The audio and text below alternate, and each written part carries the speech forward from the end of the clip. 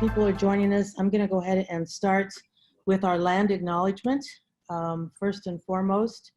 And so I want to acknowledge that the University of Illinois at Chicago resides on the traditional territories of the three Fires people, the Ojibwe, the Ottawa, and the Potawatomi, purchased after 2.5 years of open warfare, decades of violent encroachment, and the defeat of a Pan-American Indian movement to keep settlers out of the Great Lakes region at the Treaty of Chicago in 1821, receiving their final payment before moving westward in 1835.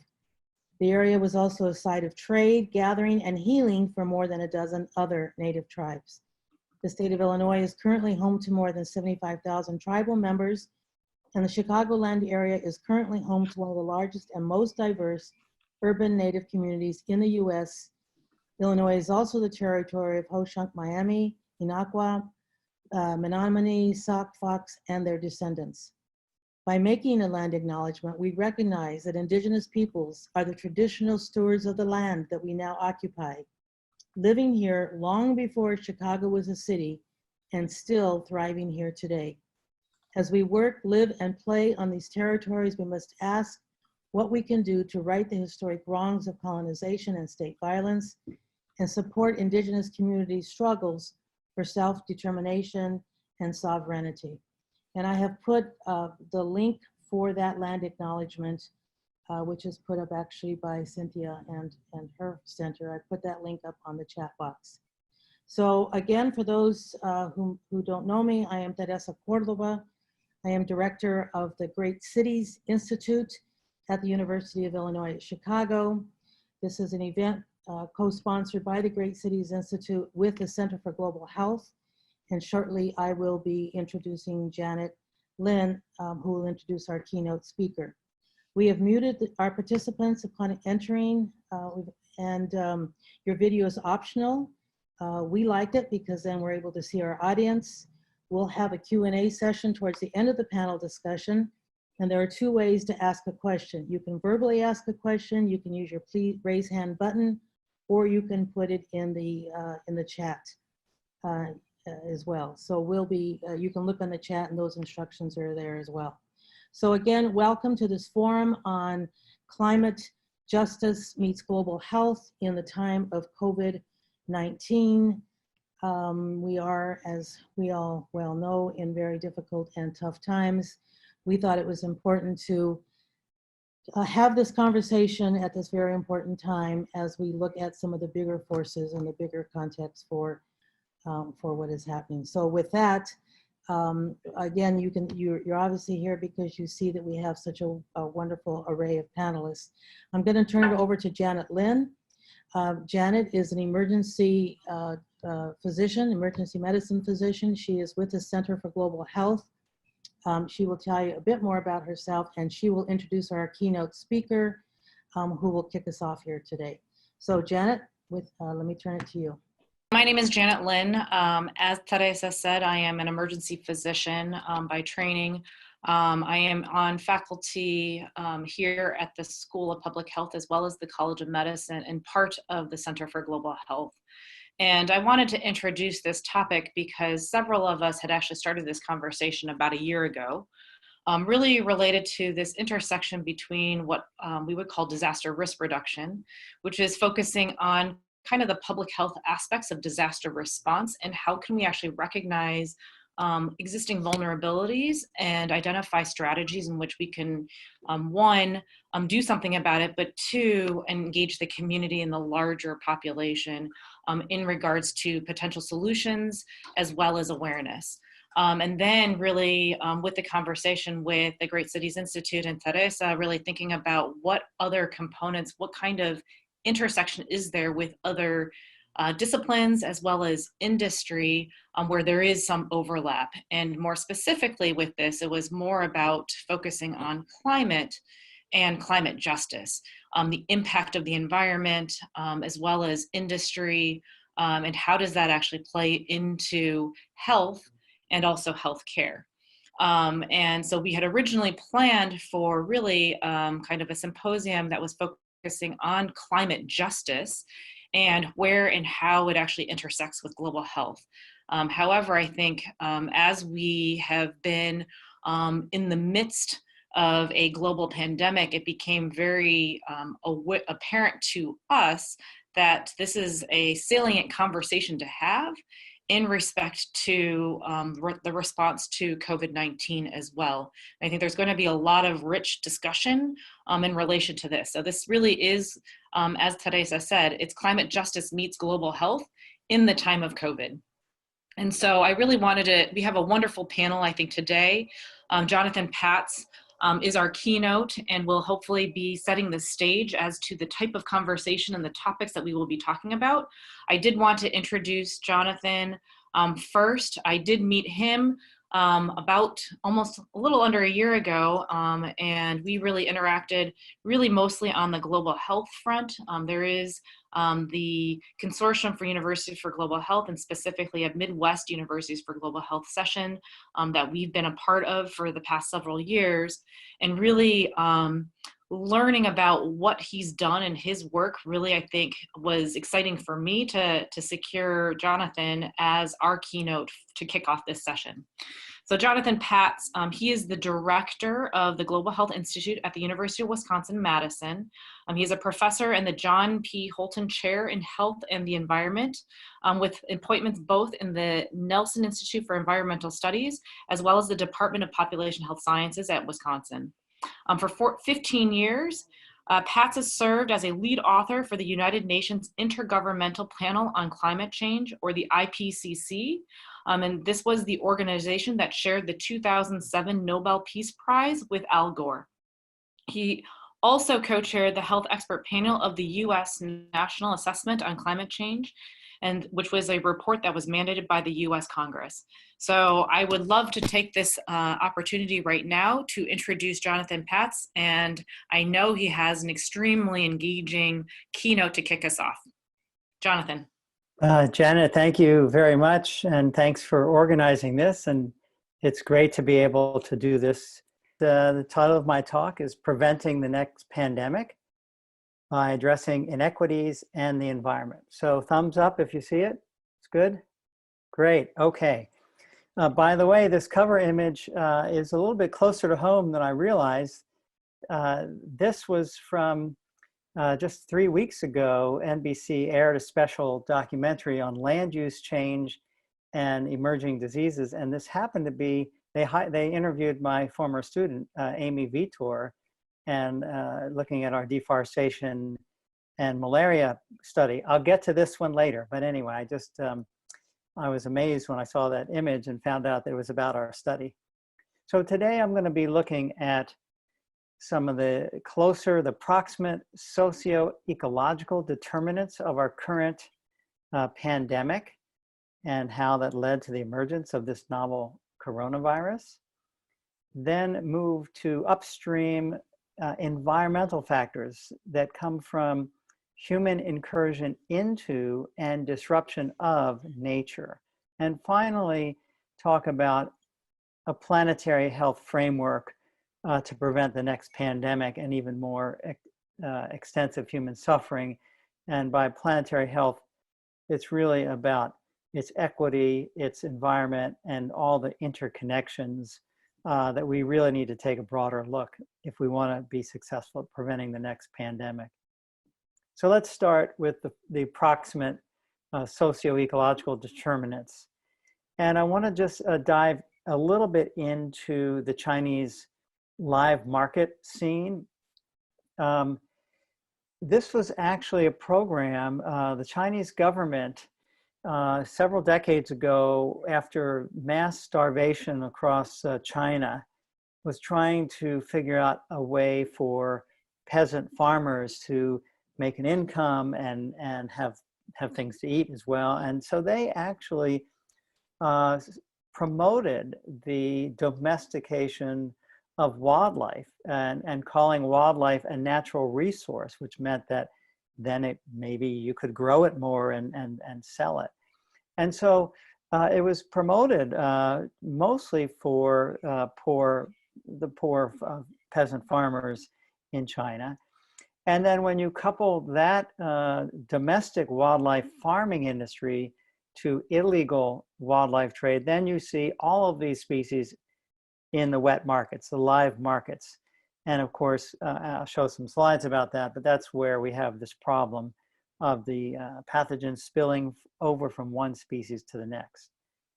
Here is an image, a photo of breeding rats, actually, you know, so wildlife, but also some of these other types of animals that if you can breed them and make them fatter, this is something maybe you can survive off of this. And so this is, you know, adopted by the Chinese to provide income for the poor. So what you now have, of course, we all know about these Chinese wet markets, the live animal markets, and it's this combination of legal, government-sanctioned domestic wildlife, but also illegal wildlife trade. And you see, of course, when you stack these animals on top of each other, it's an unnatural environment, easy for spillover of pathogens. And I'll talk about spillover in about 3 slides from now. Here's another image of the wet markets. Now, there's been a lot of discussion lately, especially in our administration, trying to lay blame on this pandemic.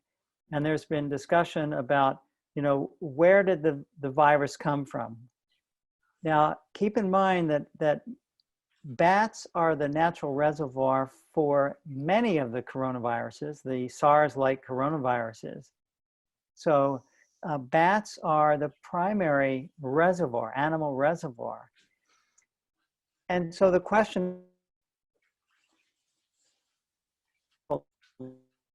or was this natural mutations and spillover from one species to another, you know, remixing? There was a study published in Nature recently that showed that the genetic mutations of this novel coronavirus, SARS-CoV-2, which has caused the pandemic, the COVID-19 pandemic, that there are complex mutations that are over my head because I'm not a molecular biologist, but there is very high certainty that this virus did not come from human engineering, as suggested by conspiracy theorists, and our current administration is questioning this. So there are studies in Nature and in Science that are very descriptive as showing how this would be expected in natural evolution in wildlife, and that this is not something at all that looks like it was manipulated from a laboratory. The closest relative to our current COVID-19, the virus causing the COVID-19 pandemic, is a coronavirus in pangolins. Pangolins are the most widely sold and now endangered species. And so, unfortunately, this beautiful little animal for which those scales they use for medicinal purposes, of which none whatsoever have been shown to be true, that you see, that's a picture of pangolins that are slaughtered and they're being sold, and the scales are chopped up. And so this is something, a very unfortunate situation. I heard people ask, maybe this is the pangolins' revenge, this pandemic. But anyway, this is our situation. We have illegal wildlife trading, we have the wet markets. And this is ground zero. This is it's actually a seafood market in Wuhan, China, selling wildlife and livestock along with fish. And that, you know, from international travel, this is just looking at 1 week of flights out of that area. With the international travel, you know, we know the rest of the story. And for the United States, in fact, the genetic markers on our current virus in the US shows that most of the introduction came from Europe. rather than directly from China to the West Coast. Most of the infection in the United States looks like genetically it came from Europe. So I'll just pause for a second and just tell you that so the wildlife trade in China is really an issue of poverty, and it stems out of poverty, and it was promoted to solve a crisis of poverty and hunger, and now it has partly led to this situation. But that's the front end. The back end of the story now is that a study out of Harvard University looked at compared the exposure of air pollution in the United States with mortality rates of COVID-19. And the maps here are showing, county level 17-year-long average of PM 2.5 concentration compared to, on the bottom, the number of COVID-19 deaths per million population.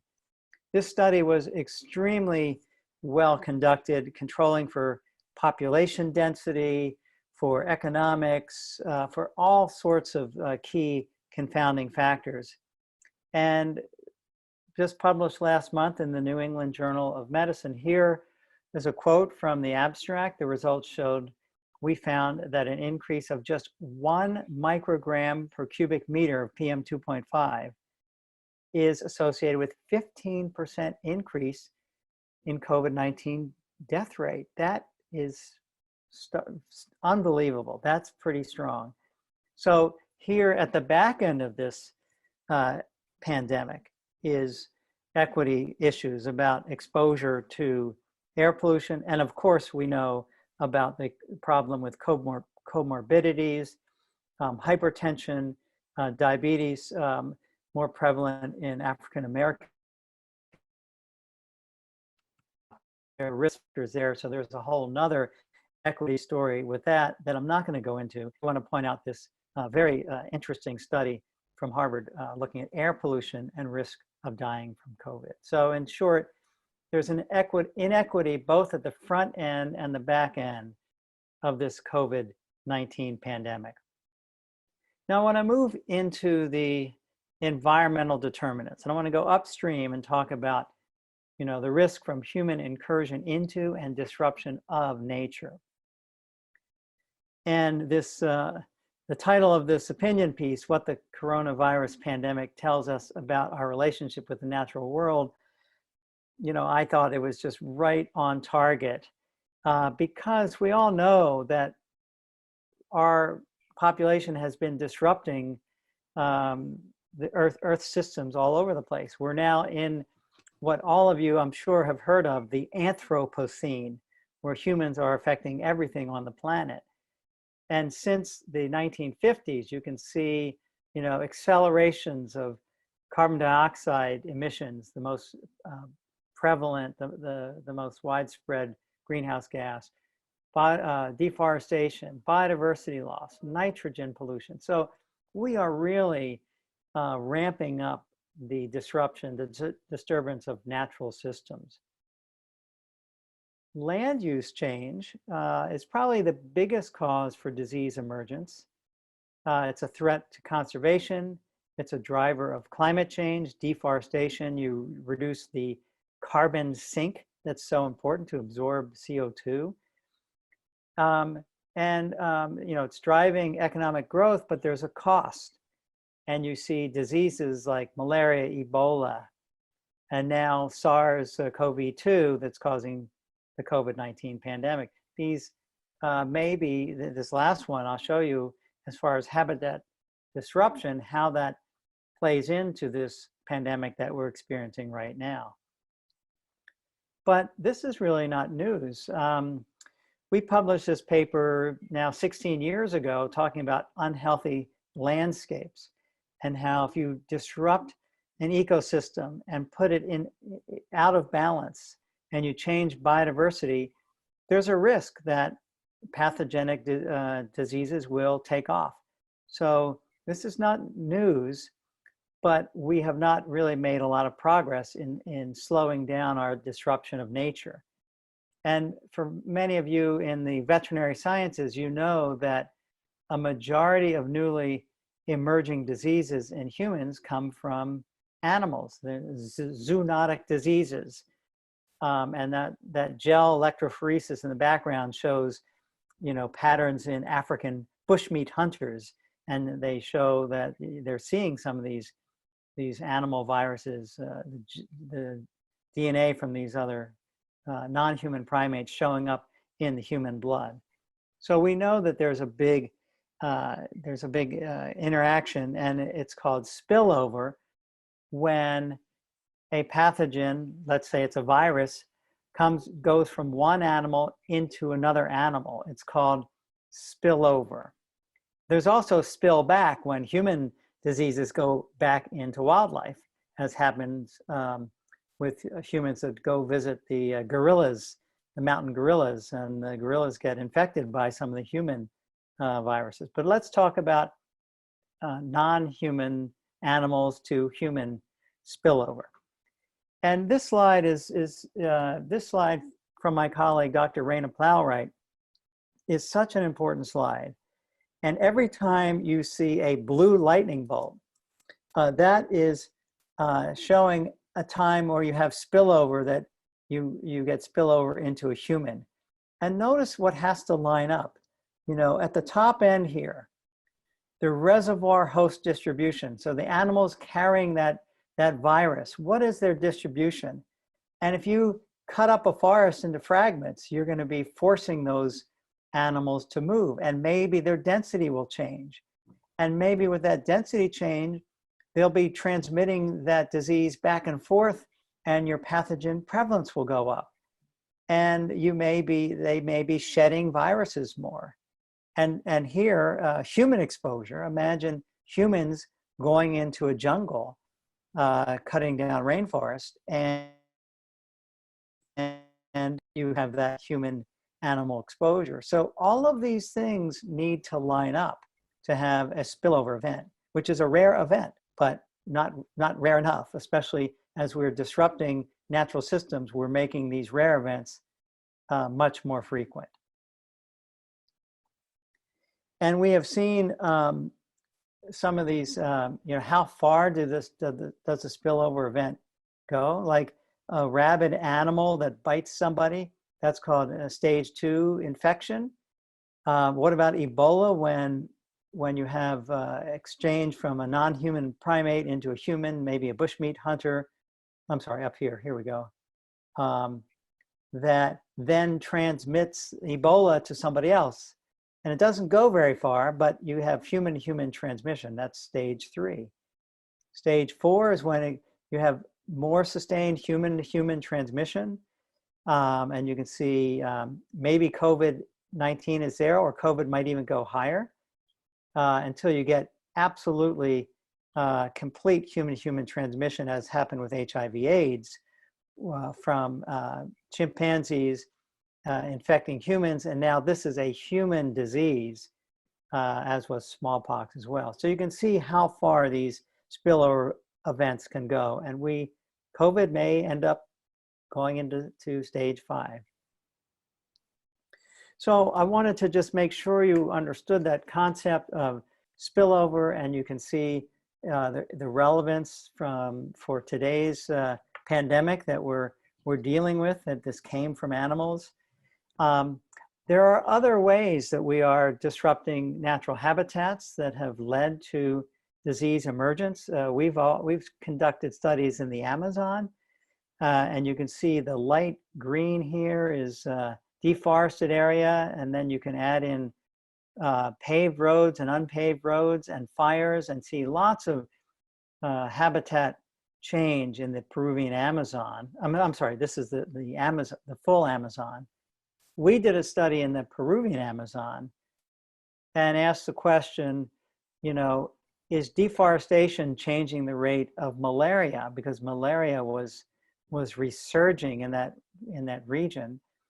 And after controlling for human population density by looking at abandoned agricultural sites that were deforested but did not have a lot of people, we found that the biting rate of the dangerous mosquito, the species called Anopheles darlingi, that the biting rate increased in deforested areas after controlling for human populations.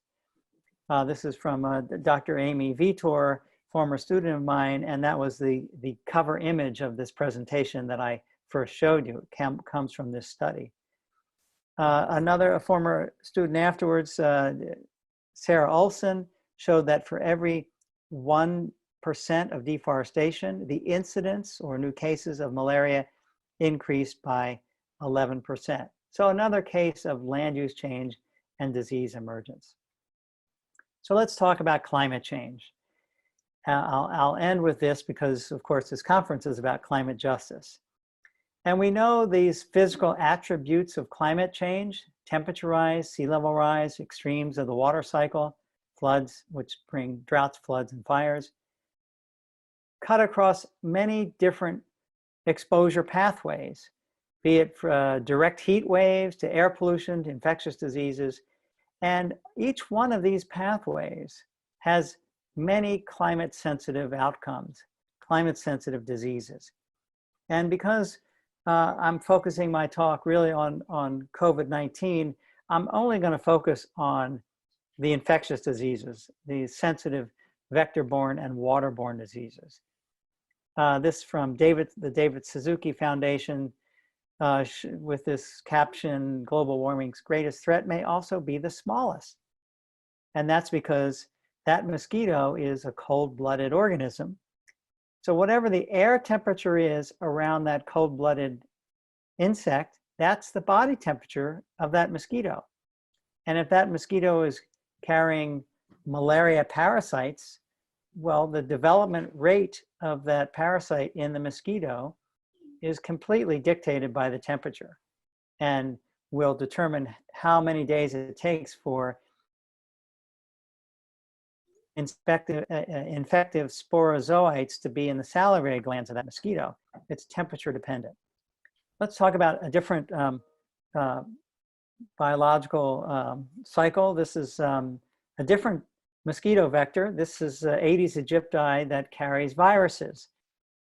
And these mosquito-borne viruses, dengue fever being the most prevalent mosquito-borne virus in the world, this mosquito carries all three of these: yellow fever, dengue, and Zika. And it's interesting that right before Zika erupted in South America, South and Central America, there was a climatic phenomenon that we all know about nowadays, El Nino. And the El Nino of 2015 into 2016, that winter of 2015, was tied for the strongest El Nino in recent history, and even lasting longer than the El Nino of 1997.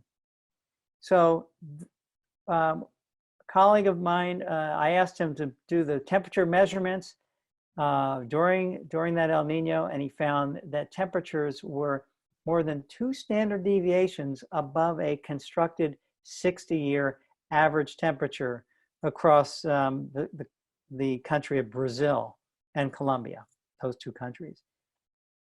Well, a study showed that if you look at the ability of that mosquito, Aedes aegypti, to transmit virus, this is called vectorial capacity. You know, how suitable is it for that transmission to occur?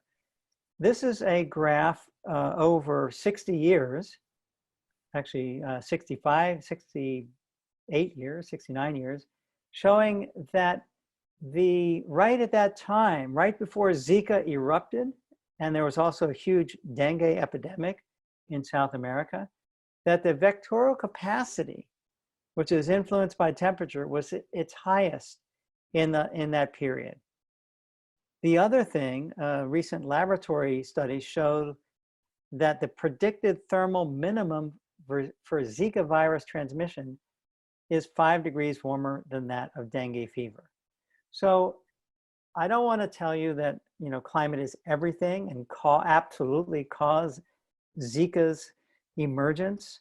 It's a complicated story like any infectious disease. International travel was most likely involved and part of the story. But did those unprecedented temperatures have something to do with Zika virus erupting as largely as it did during that period. And finally, I want to just talk about the planetary health framework and what we need to do to prevent the next pandemic, because we now know, we now vividly realize that our own health is inextricably linked to the health of ecosystems. And when we see changes after the recent Brazilian election, and you see comparing rates of deforestation from last year to this year, now we have to ask the question, at what risk are we doing this much more damage to the forest? And, another thing that's really important to recognize is that, we've changed the world now. I mean, the pandemic has shut down the global economy. And I know that all of you have seen these images of New Delhi, India, before the pandemic and then after we shut down the global economy that's mostly driven by fossil fuels. What could be any clearer comparing today's air quality with business as usual? And remember that air pollution kills 7 million people every year, according to the World Health Organization, 7 million premature deaths every year. So looking at this picture and recalling the study, the Harvard study I showed you about the inequity of COVID mortality, and that just a little bit of fine particulate pollution increases your risk of dying, that, there is another story here, that we have this, we know that air pollution is dangerous, but now people are able to see that, gosh,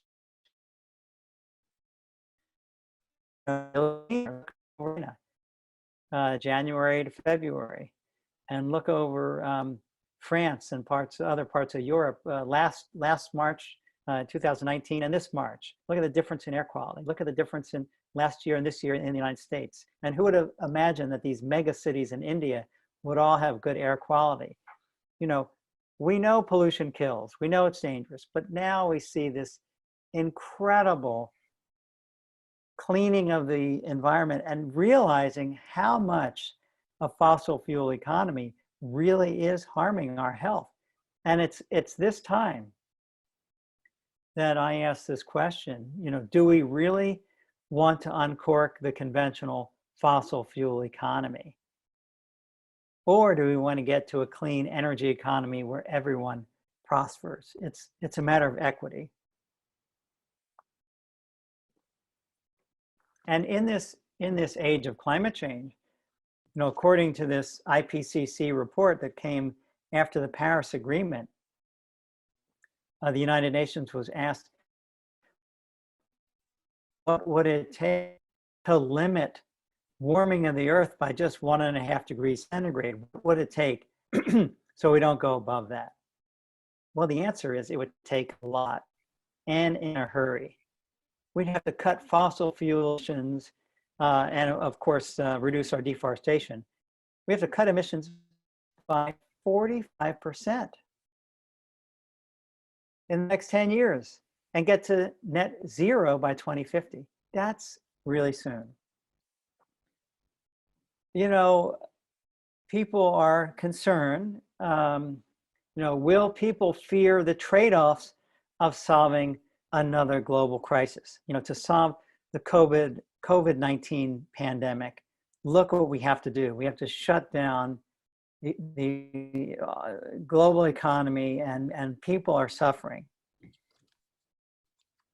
But unlike COVID-19, I would argue that combating climate change could be free.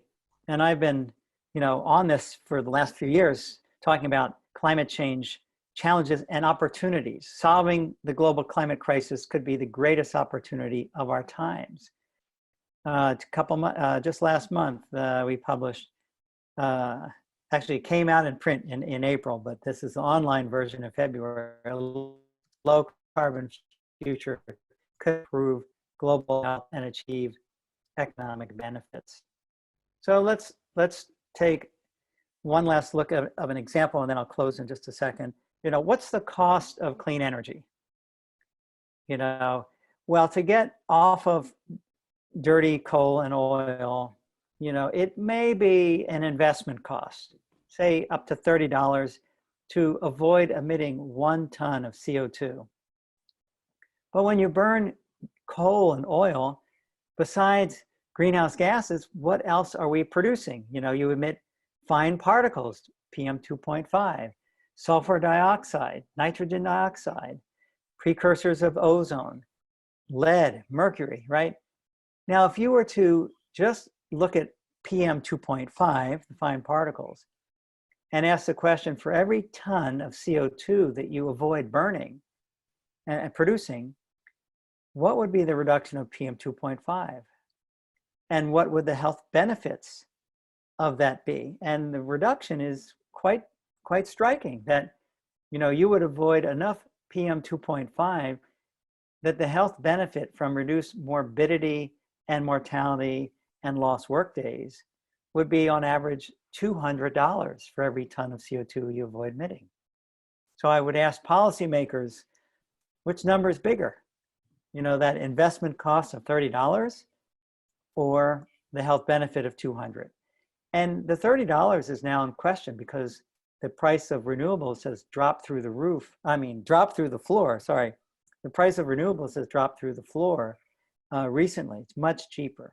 And of course, these benefits will be even larger in very polluted areas. So this is an important slide to remember when you talk to decision makers, when they say, do we really want to invest in a maybe pricier technology? Number one, point out there's a huge health to them that the price is not so high. And according to the International Agency of Renewable Energy, actually the International Renewable Energy Agency, for the first time ever, the cheapest way to generate electricity, this is pre-COVID though, I don't know about now, but before the COVID pandemic, the cheapest way to generate electricity without any subsidies involved whatsoever was renewables and batteries. Now, for the first time ever, cheaper than fossil fuels. So there's no way, nothing that we're waiting for. We're not waiting for a solution. So some concluding thoughts. This is from Mary Robinson, the former president of Ireland, and the chair of the elders, along with Dana Reddy, wrote an op-ed about tackling climate change with COVID-19 urgency, that we really need to do this. This is from Christiana Figueres from the UN Framework Convention on Climate Change, saying, you know, we can't lose sight of climate change when we're dealing with the COVID pandemic. You know, climate change is such a crisis in itself. And I love this cartoon, you know, why don't we treat climate change like an infectious disease? So, but you know, after all, climate change is a global health emergency. So I'll conclude by saying that, you know, in the middle of a global pandemic stemming from social inequity and environmental damages, we have a huge opportunity, the opportunity of our lifetime to seize the moment for transformative change. So with that, I thank you for paying attention, and I turn this back over to Janet and Teresa. So thank you. With that, I will unshare my screen after you've jotted down my Twitter tag, okay?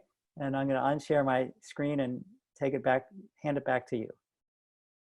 Jonathan, thank you so much. That was very powerful, very informative, and very powerful.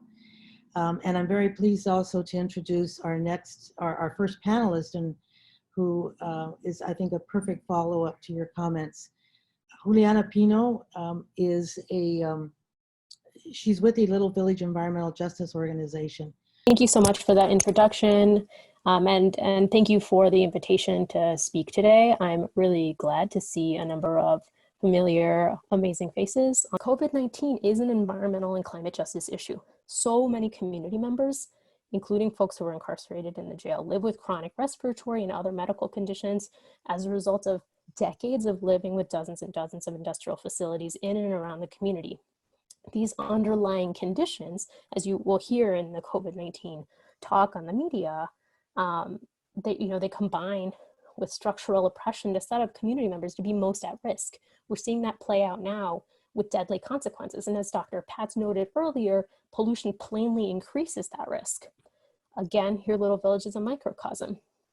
It's in this time, we have to acknowledge that the incredibly tragic outbreaks in Little Village and in Black and Brown and Native communities all over the continent are the result of concentrated and severe injustice and dispossession. Communities are under-resourced, polluted, left to mitigate the consequences and navigate, if they have any, to access public health systems on their own.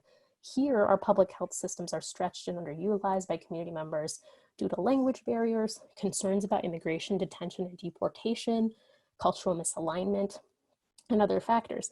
In Chicago, we don't have a city public health department with a solid track record on environmental health and structural causes of health disparities generally. Instead, they historically have focused largely on critiques of individual decision-making and the denial of their own historical practices and policies that have led to their reality now. This is important to note because it's not just the exposure to the pollution, it's also that the community is set up to fail when it comes to mitigating that exposure. There's not a system that folks can access to get the resources that they need to take care of themselves. The system is set up to blame them for their life outcomes as a result of their decision-making. And this is a very difficult context in which to introduce a respiratory pandemic, because then on top of that, you have folks desperately trying to provide services in that system that's largely failing community members. The individuals providing those services are doing the best that they can, but they're also not institutionally supported to do what they need to do to serve the people who are most impacted all the time. And that doesn't change right now. So that means that folks are still staying home longer, not accessing the doctor when they need to. If they try to, sometimes they get denied. Things that I think are less reported, but are very, very important to how we understand the confluence of events that are resulting in communities like Little Village. Despite all of this, I think Little Village generally is responding to this moment, responding generally, I'll speak about in a minute, but responding to this moment with the strategies that we have been using, sustained organizing, direct mutual aid, providing resources and redistribution of funds, growing of food, and distributing other goods for basic survival to support community members during this time, because actually basic survival is the bar right now. Folks need as much support as they can get from places that are not looking to capitalize on their existing distress or to potentially profit further, right, in the way that they have been profiting from the community overall. Generally speaking, Little Village has been fighting back through land stewardship, through self-determination, through systems change visions and policies. Folks have expressed a community vision for the land that rests on the idea that folks know what they want, that they can enact independent governance, that they have alternative systems, and that those will promote being rooted and fight against displacement. I think folks have really pushed things like energy and climate policies, utility shutoffs, economic justice things, have backed up decarbonization, have really done complex and really critical work to advance the fight against climate change, but to also address the very crucial and very local solutions that are needed here.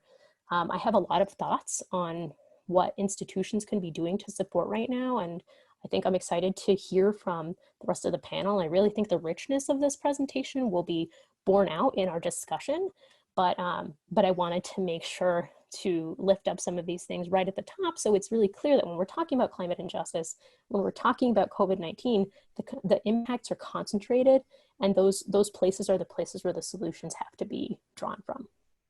Fantastic. Thank you so much, Juliana. Janet, you're going to introduce Warren? Yes, I am. Thank you, Juliana. So we're going to move on, and I think we have a really great panel of people with a lot of variety of experiences. And so our next person is Warren Levy, someone I've known for several years, and I think he comes with a very unique perspective. He is a lawyer and an adjunct associate professor at the University of Illinois down in Urbana-Champaign, and he teaches specifically on environmental law and policy in the College of Law there, as well as for the campus honors program in Champaign, for whom he is really influencing a lot of our future leaders in climate change and law.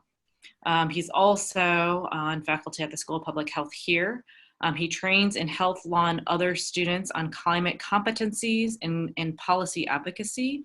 He practiced law in the federal government and at a global law firm for 30 years. And he advises both government agencies and nonprofit organizations on sustainability programs and policies. He earned an undergraduate and graduate degree in law and applied mathematics from Harvard University and a graduate degree in economics from Cambridge. So I take this moment to really welcome Warren and really look forward to hearing what he has to say. Well, thank you very much, Janet, and thank you for having me on such a wonderful session. I'll just quickly go through these three topics to give a perspective from environmental policy and law to add to what Jonathan and Juliana have said. So within the topic, next slide, please. Within the topic of local resilience, I'm going to pick up three specific areas. Green recovery is first. And Jonathan talked about continuing to pursue climate solutions while we are trying to recover from COVID-19. And it really can take one step further, and that is to strengthen climate resilience as part of the programs for the economic recovery from COVID. Now, this takes planning and commitment throughout government programs, but there are some hopeful signs. Last Wednesday, 11 mayors who are leading the Global Mayors COVID-19 Recovery Task Force made an announcement. These mayors include mayors of Los Angeles, New Orleans, and Seattle. And LA Mayor Garcetti said, "Our efforts will define our cities for decades to come. And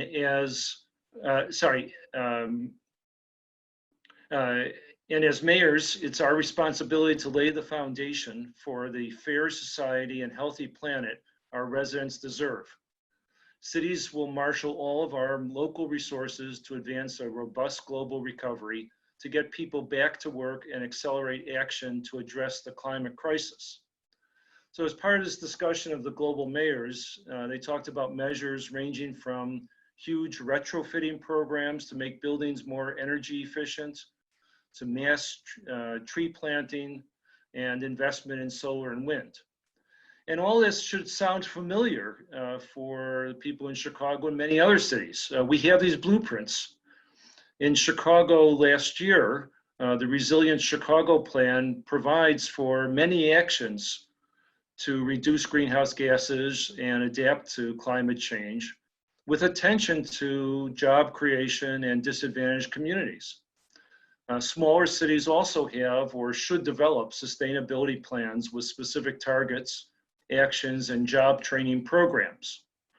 Now, one example is New York State. On April 3rd of this year, New York passed the Accelerated Renewable Energy Growth and Community Benefit Act. That includes some provisions called host communities benefits that provide for tax incentives and utility discounts for siting renewable energy facilities in those cities. Now, more broadly, green deals for COVID recovery have strong support in France, Germany, Britain, South Korea, and from leading global investor groups. Now, unfortunately, this year, Congress and the administration refused to use the massive recovery spending to fund climate resilience. But the 2009 American Recovery and Reinvestment Act provides some guidance for cities and states. That act would dedicate $90 billion from the Great Recession recovery to promote clean energy in renewable energy generation, energy efficiency, clean transportation, and job training. So there's a lot of options. They create jobs, get our economy moving again, and promote climate resilience. The second topic, local actions need to be undertaken. They need to be undertaken now. Our communities have vulnerabilities to reasonably foreseeable disasters, including communicable diseases and climate change. This is a lesson from COVID-19. Preparing for these disasters saves lives and is much cheaper than dealing with them in the absence of plans and systems. State and local governments should act now to identify their vulnerabilities and build resilience. As shown in both COVID and climate change, the federal government should not be relied on in terms of providing resources and leadership in preparing, managing crisis and recovery. So just to give a local example, in June of 2019, Mercy Health filed a lawsuit against the city of Rockford, Illinois, related to flooding of the hospital. The hospital cited the inadequacy of the sewer system, part of the reason that a 5-inch rain caused more than $30 million in damages to the hospital. 4 heavy rains within 12 years affected the hospital's operations. And just last month, Mercy Health announced that it would be this very flood-prone hospital that would be the focus of its care for the COVID patients. So we need to learn from the COVID experience and take local actions to strengthen our climate resilience. And the health sector really should be in the leadership on these efforts for climate resilience. And just to take an example, again, it wasn't until August of 2019, for the first time, that the Peoria County Board of Health issued a position statement that recognizes the need to address the environmental and health impacts of climate change through education, risk assessment, adaptation, policy development, and mitigation planning. And it should include all populations, especially those that would have disproportionate negative effects. And the final point here on local resilience is that health matters. Residents of all communities have been willing to make major personal sacrifices and bear high costs in order to reduce COVID illnesses. And if communicated effectively as a health determinant, the same should be true, or at least to a significant extent, for mitigating and adapting to climate change. So I just point out that we have a very important piece of pending legislation in Illinois, the Clean Energy Jobs Act, that will likely be delayed because of the focus on COVID.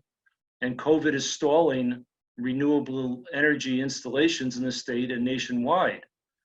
And it really should be public health care professionals and medical groups that step up and educate legislators and the citizens on why to move forward on these kinds of plans. Okay, next slide, please. I'll just go quickly over my last 2 slides. So one is capacity building. Another lesson from COVID-19 is that community resilience requires capacity building to face clearly foreseeable existential challenges. COVID has shown a lack of competency in systems and personnel training, really in all sectors of our society. Whether it's health professionals and lawyers, financial professionals, manufacturers, food suppliers, and others. All these sectors need knowledge, skills, and capabilities in environmental and other huge threats. And we have to integrate this training throughout curriculum. And it's inadequate to just train a small group of specialists, such as in infectious diseases or climate change law or stormwater management, when a threat really goes to our very way of life. So the American Medical Association, the American Bar Association, and others have urged for greater training, but major universities are really not providing adequate curriculum to reach out and build competency throughout our communities. And the final slide, please. All right, so just for a few seconds on protected areas, Jonathan pointed out that spillover comes about in part because of the incursions on wildlife areas. Just from the perspective of environmental policy and law, we get it. We understand the science, and we have principles to support conservation and protection against spillover. We have legal protections on the international level and in national laws, but what we really need to do is to increase enforcement. We need to increase political support. And finally, we need to increase justice. And as Juliana said, we have to look at local communities, and we have to secure livelihoods and benefits, not just in urban areas, but also in wildlife areas, and to make sure that the people in those areas do not have the incentives to take actions with regard to wildlife that lead to greater spillover. So I'll stop there, but thank you very much for having me as part of this panel. Lauren, that's fantastic. And I'm loving the different dimensions that the various speakers are bringing to this. I'm going to turn immediately to our next speaker, which is Rachel Haverlock. She's a associate professor here at the University of Illinois Chicago, and importantly, a co-founder of the Freshwater Lab. A lot of her work is in the Middle East and looking at the role of extractive industries in the militarization of the Middle East. But she brings fresh water is very central to her analysis. So Rachel, let me go to you next. Okay, thank you, Teresa, and Janet and the whole staff at Great Cities for organizing us together around this topic, which I guess is exactly what we should be talking about and contending with and collaborating over. So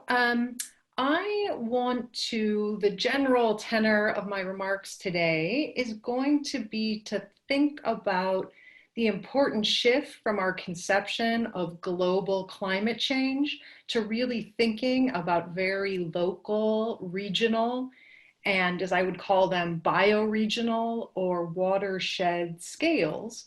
And one example of how I think this can work or does work is in Dr. Patz's slide about sites with the worst air quality and the concentration of that poor air quality and susceptibility to COVID-19. Of course, our eyes always fall to where we live, right? Our immediate question is, if the air is quite toxic, what does it mean for me and my body and those of the people I care about? So how do we operate on that scale? Well, first, I want to add on here, because we are talking about decarbonization and we are talking about getting off fossil fuels, and fossil fuel is also fossil capital. So when we address the negative externalities concentrated, as Juliana said, in low-income communities of color, and even in communities of color with some wealth, that this is part of an economic system. And it is exactly that needs to be dismantled in conjunction with any kind of mitigation of the negative effects of climate change or any kind of resiliency or survival. And so what is key, especially if we're thinking about post-pandemic reconstruction, if we're talking about economic plans, it is vital to shift the ownership structure. Decarbonization is also about moving the agglomeration of assets. And these are also our public infrastructure and our natural resources are considered assets which are acquired by global capital. So we cannot avoid diseases in my estimation, we cannot do the necessary shift off climate change if we do not engage in a deeply redistributive process of literally telling global multinational corporations to go fund themselves and to get off the remaining assets that are held publicly. We heard two other shocking examples in the presentations of my colleagues here about the sewer system bursting in Rockford and flooding the hospital, and about the implosion of the Crawford coal tower shaking the lead pipes, which of course happened and hadn't even crossed my mind. So we are now operating our water systems on infrastructure built in a moment of federal confidence, built to be large and unwieldy. And so we are stuck with these systems that haven't adapted to the climate, haven't adapted to population moves, haven't adapted to technology. And there simply is no federal funding to maintain them, to change them, to update them. And just this morning, I read an article that in the federal money made available thus far, there's nothing for municipal water systems. This is, of course, during a pandemic in which water and washing your hands is the closest thing we have to a vaccine. So we are experiencing this when a high percentage of residents and citizens are living without water, and when we are losing control even over the aging infrastructure that is supposed to sustain us. The article this morning said, with no federal funding, with cities and municipalities facing increasing bankruptcy and low revenue, that private water corporations are likely to snatch these up. I know that Warren just mentioned Peoria. Peoria is in a decades-long struggle to get their water system back from Illinois American, which, because of House bills in the state of Illinois, has been seizing municipal water systems, buying them up, cutting costs as private equity does, right? The game is for a corporation to seize a public asset, to seize it cheaply, then to take out a huge loan, then cut costs, cut down on labor to raise costs. And so then you have people paying more for worse service.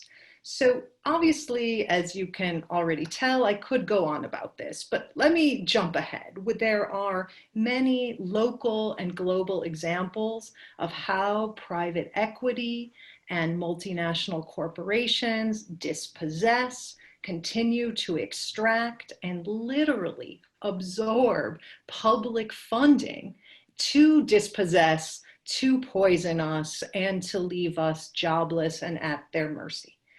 Okay, so to bring this to some kind of succinct conclusion, I think we need to shift away from this notion of global climate change. Now, of course, it's what it is, and of course, the pandemic is showing us our interconnection, but when we operate on a global level, we are paralyzed from reclaiming infrastructure and what private industry calls resources.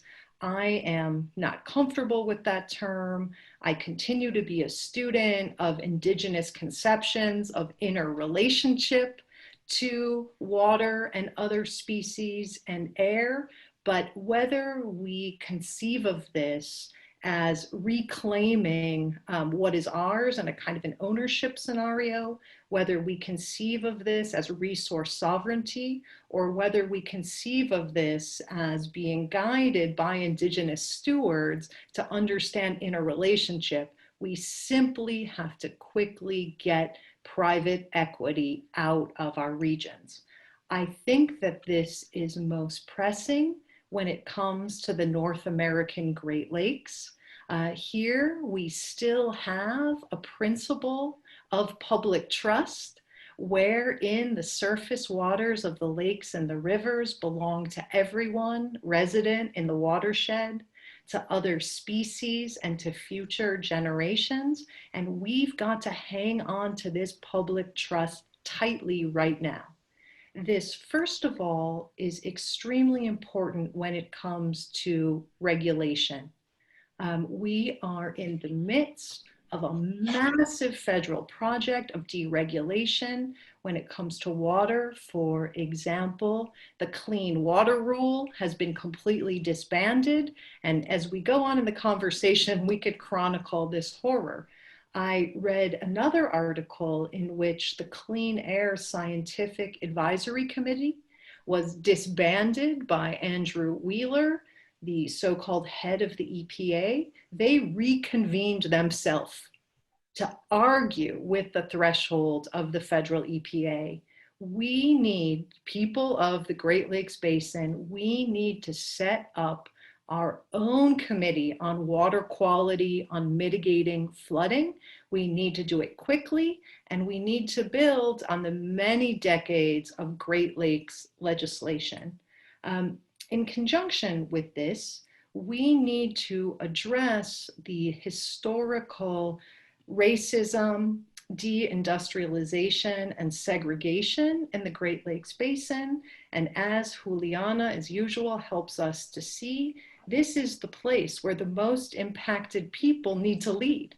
Not only because this has to be a site of reparation and healing, but also because people at the front lines, one, know in no uncertain terms what they and we are up against, and also know how to find those solutions. So we need to create watershed regulation.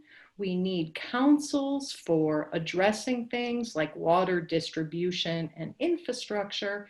And next, primarily getting back to this, reclamation of our own assets. We need to, for example, chase Nestle off Lake Michigan, Aquafina and Dasani off of the Detroit water supply. And we need ourselves locally to think about a beverage industry, biodegradable containers, delivery systems, water reuse. And so when I say this, the question is, where does the money come from? I mean, we have the money within. We're talking about billions and billions of dollars for multinational water bottlers, as like 15% of the people in Detroit where that water is taken have no water. So we've got to do this at the regional scale because the assets become clear. In thinking about things like replacing the pipes, recycling our water, having new industry, we have to remember two things. One, that our tax dollars and our labor subsidize the privatization of what belongs to us and other species in the ecosystem. And two, we have to remember that these corporations secure massive loans in order to extract and emit. And so right here, with this language of it is ours as a region and that this is reclaiming as part of rebuilding, I think that we have a unique chance in this part of the world, one, to redress historical wrongs and violence, and two, to really make a beautiful Great Lakes Republic that could maybe survive this era and could certainly absorb people, not based on random thresholds by Stephen Miller, but in fact, who and how many people were able to absorb. Thanks. Fantastic. And I think this whole issue of the private ownership of our infrastructure and the way that is occurring, and particularly as it relates to our water, is so important. Thank you so much, Rachel, for bringing that into the conversation as well. I'm going to turn now to Pam Talley. So excited that Pam Talley is also part of this panel. She's an elder activist, Asian American elder activist. She's retired from the Center for Occupational and Environmental Health at UC Berkeley. And she has been for 30 years very active in the environmental justice movement, and was one of the contributors to the Principles of Environmental Justice, which was conceived at the first People of Color Summit in DC in 1991. I think it's important also that Pam, in her work, some of the work she's going to share with us is going to bring into this conversation also the labor component as it relates to what we've been talking about. So with that, Pam, let me turn it over to you. Thank you so much. The title of my talk is "A Worker Protection in the Time of COVID-19 and the Reopening." You know, the week that Teresa reached out to me to this panel was the week of my mom's 95th birthday.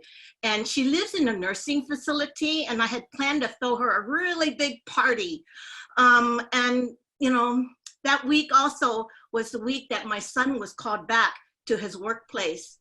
So Teresa's ask came at a time for me when safety of my son, safety of my mom, and safety of my mom's caregivers was really heavy on my mind. So I really appreciate this opportunity. Next. So this opportunity also gave me, pulling me out of retirement here, got to connect with some of my colleagues at the National Institute of Environmental Health. And in particular, I want to thank them for coming out with this publication just a few days ago with Chip Hughes and Jonathan Rosen. Thank you very much. I'm going to be referring to information in this resource, and I really hope that each one of you can look into this, and I think that there will be some lessons to be able to guide you as we address this issue of COVID-19 and the reopening of the economy. Next. So essential workers are not expendable. So yeah, this is my mom on the right side. That's my lovely 90-year-old mom whose care is provided by three wonderful people, Marisa, Lee, and Connie. Pictured here are, along with Marisa, are other expendable, what we call essential workers. I wanted to draw attention to these because for me, I'm a retired instructor, and I've been hearing from my peers that all of my friends are on the verge of a nervous breakdown right now, preparing for their classes, learning long distance techniques and everything, and also managing their families, what it means to be sheltered in place. And so for them, it's the struggle and the challenges of long distance learning, and combined with the reproductive labor that's associated with this particular moment. I wanted to also talk about the postman who talked to me, who's worried right now about the privatization of the postal service.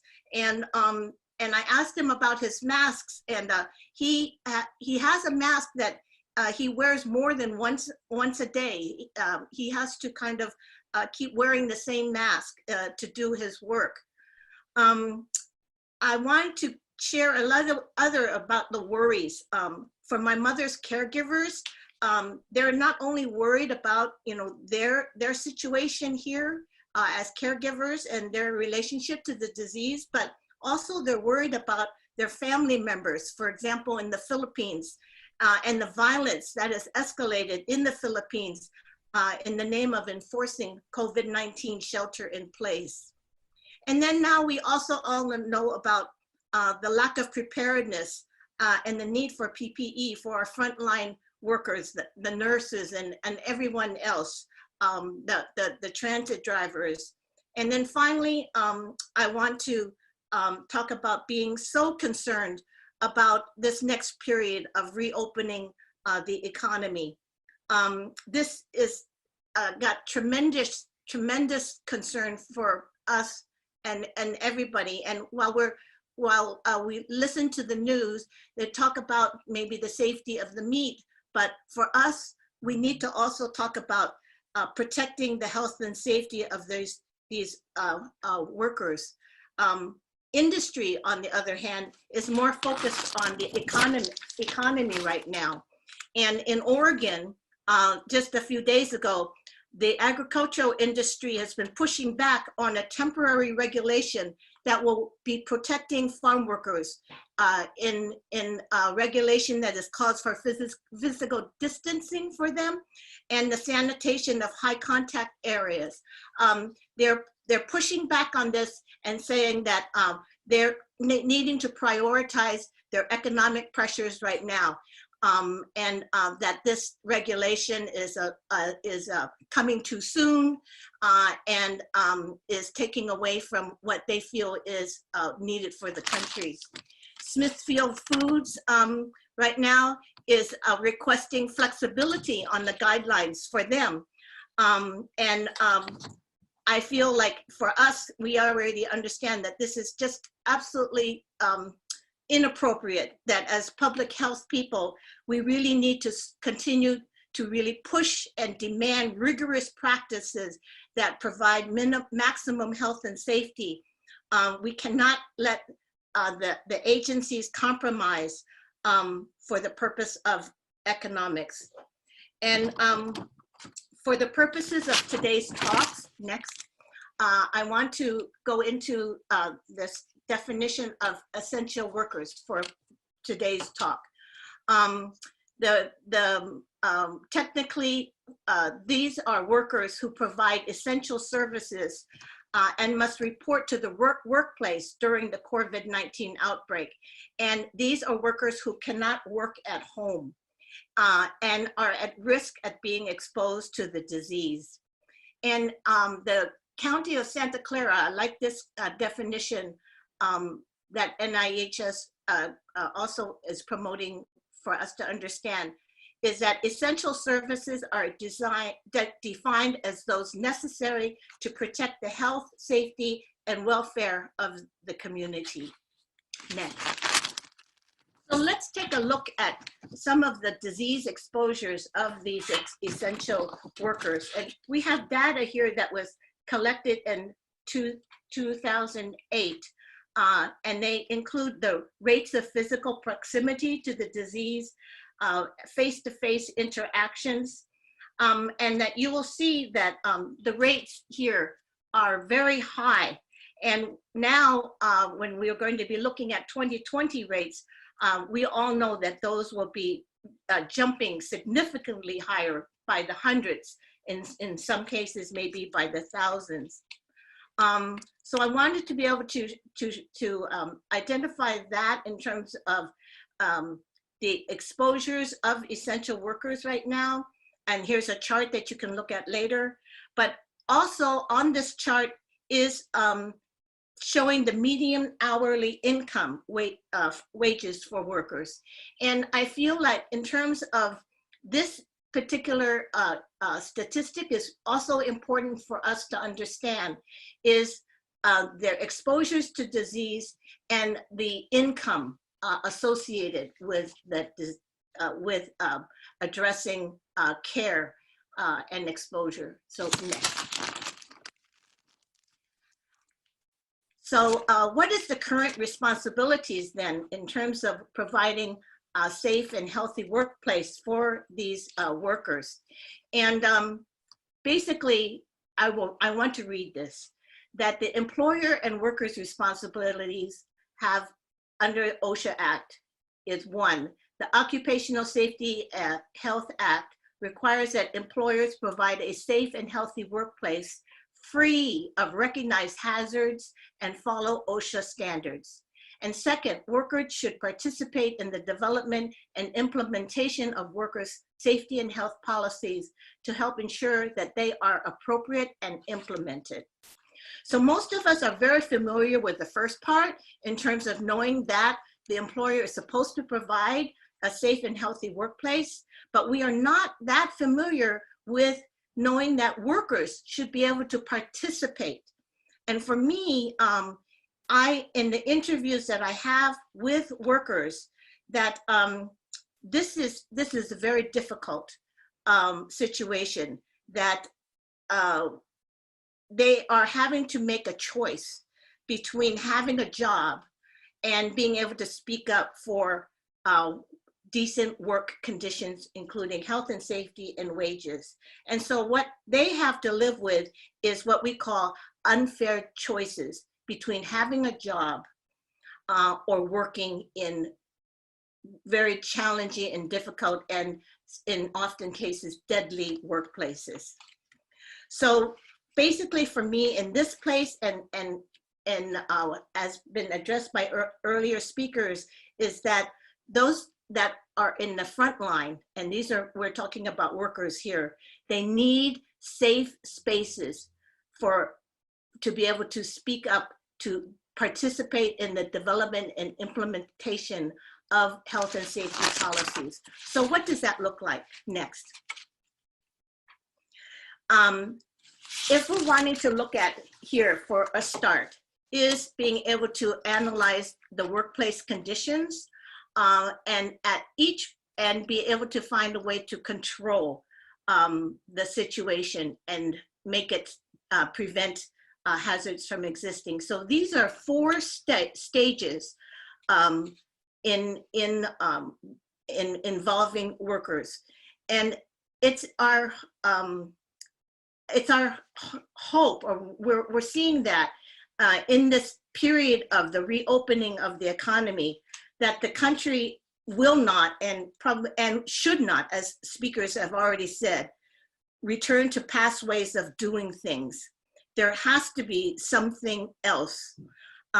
We need to look at who should drive this change.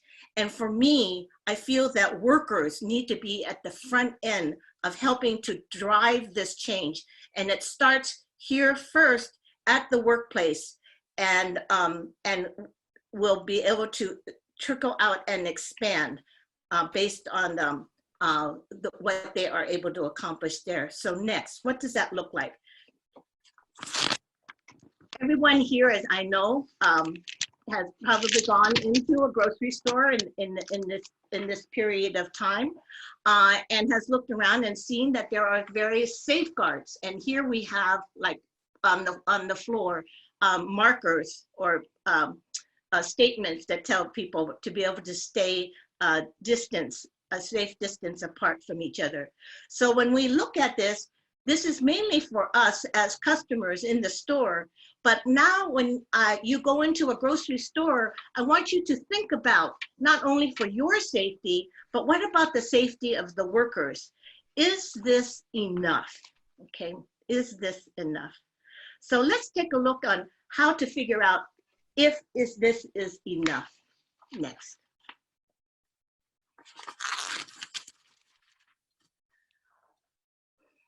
Because we're in the field of public health, we are into prevention. And so making the workplace safe means that we look at being able to control the risk. Here, there's often signs when you go into a workplace that says to be safe, be safe. Well, that is not enough. A safe workplace has to have a combination of methods that start with the most effective, and you can see that starting up at the blue and going down.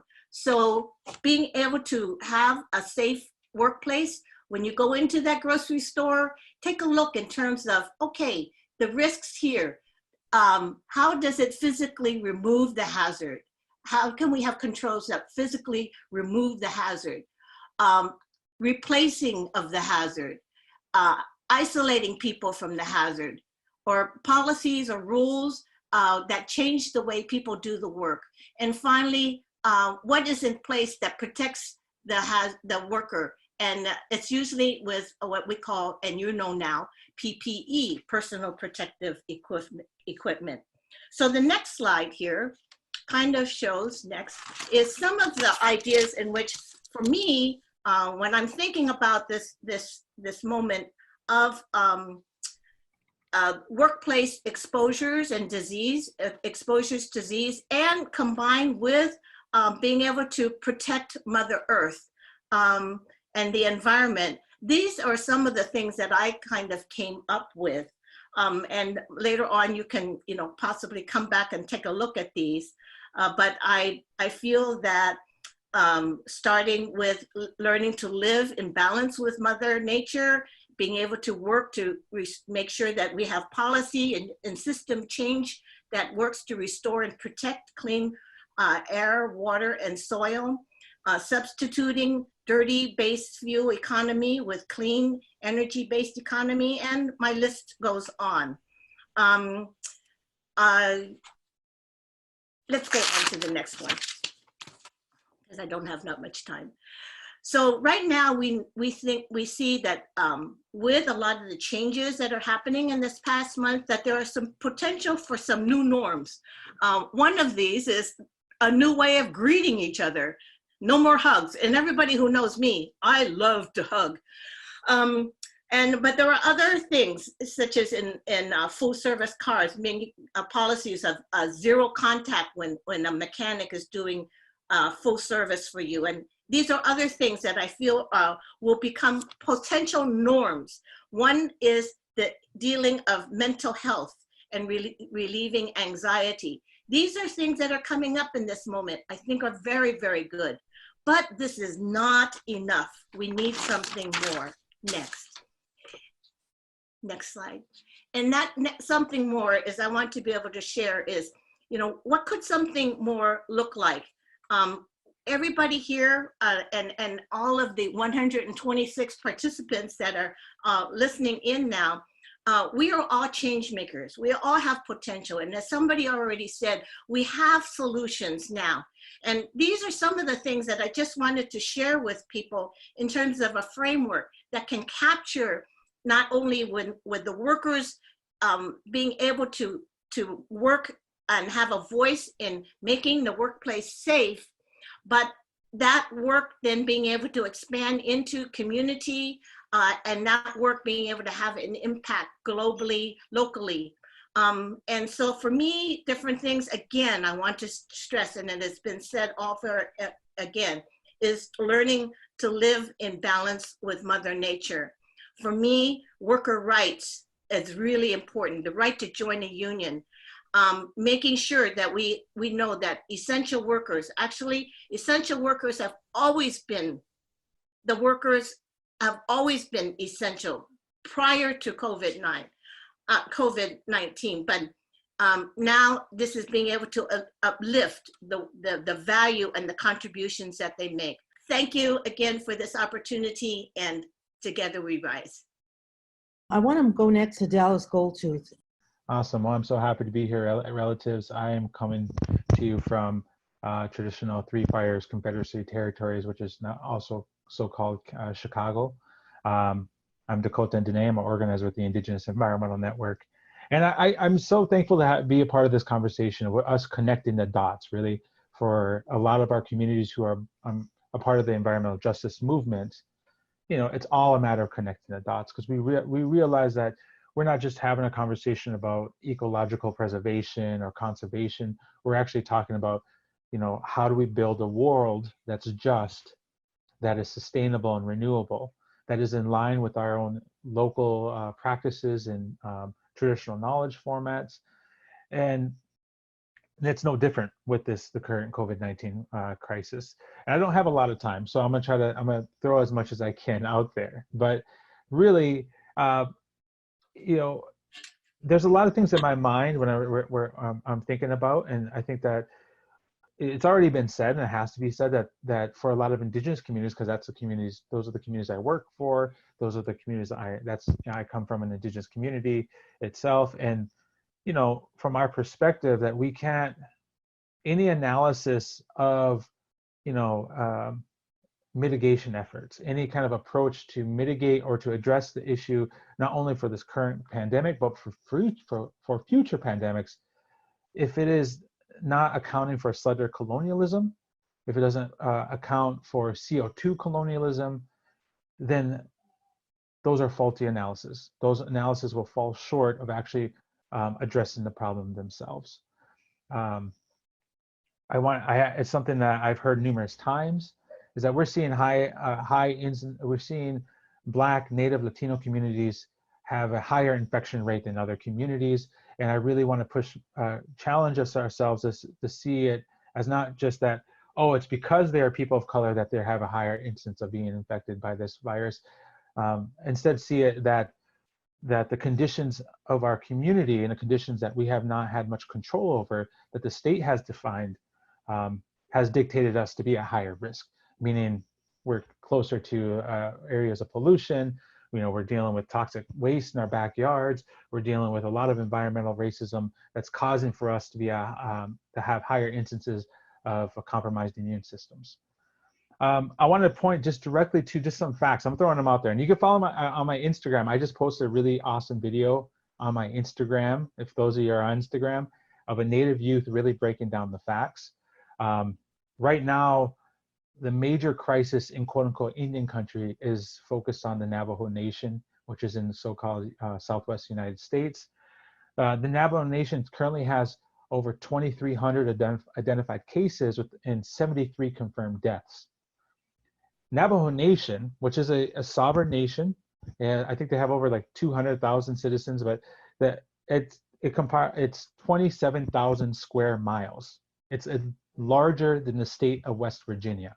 And if Navajo Nation was a state, it would be I would have the third highest infection rate in the country, behind New York and New Jersey. In West Virginia, they have 163 grocery stores. In Navajo Nation, they have 13. West Virginia has 63 hospitals. Navajo Nation has 6.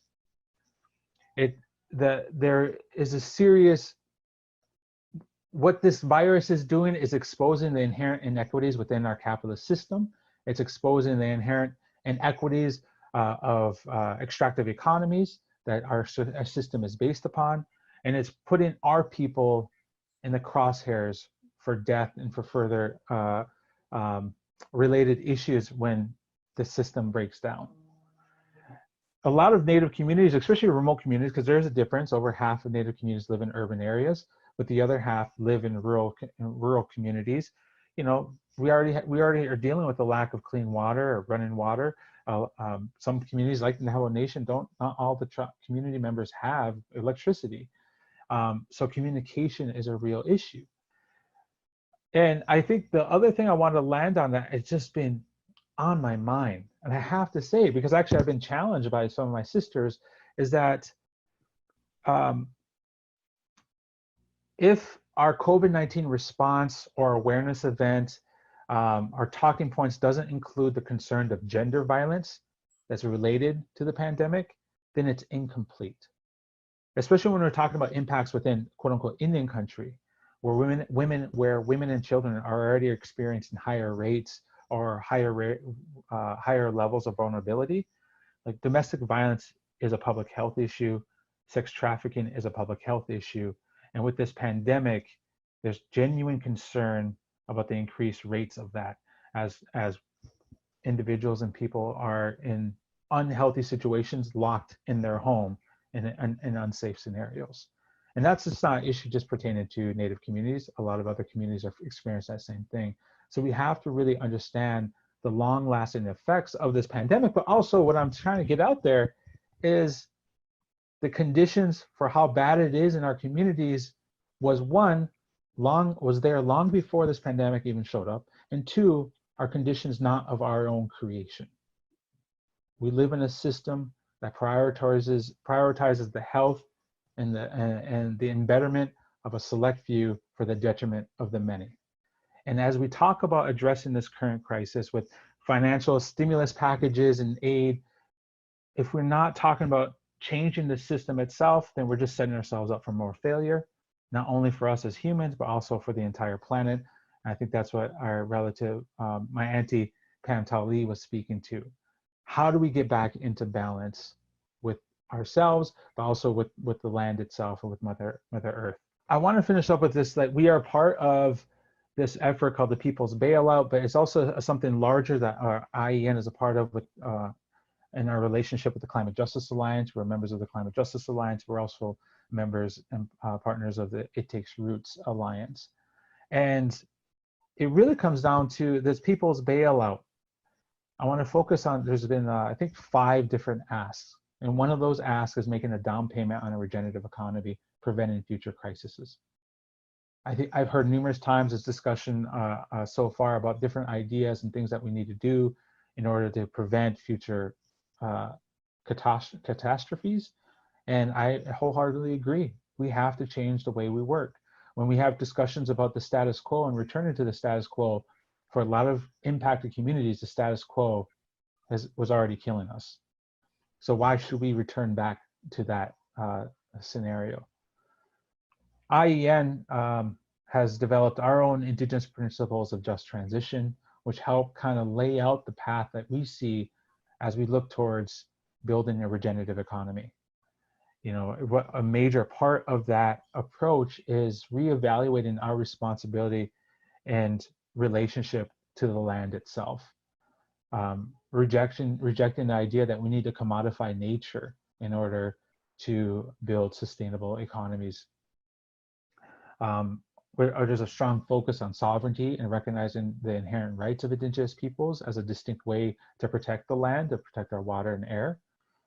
And really focusing on the different mechanisms that people are taking to take action. You know, whether it's community-based healthcare and healing centers, sustainable community-based planning, you know, energy justice, energy democracy are at the forefront of this fight, and it can't be overlooked. And I'm gonna go back to you. You see me now. Hi. My last thing is, I know families, I have relatives, I have friends who live in remote Alaska, who live in the Amazon, who also live on a Navajo res, who live in Chicago, and we're all afraid, because we're not just afraid of the pandemic and the virus, but we're also afraid of how the current economic system and oil and gas is going to try to get back full steam ahead in response to this moment. And we're afraid of what that's going to do to our communities, our lands, our air, and our air and our bodies. And if there's any moment, we can't wait until this pandemic is over to take action. We need to take action now.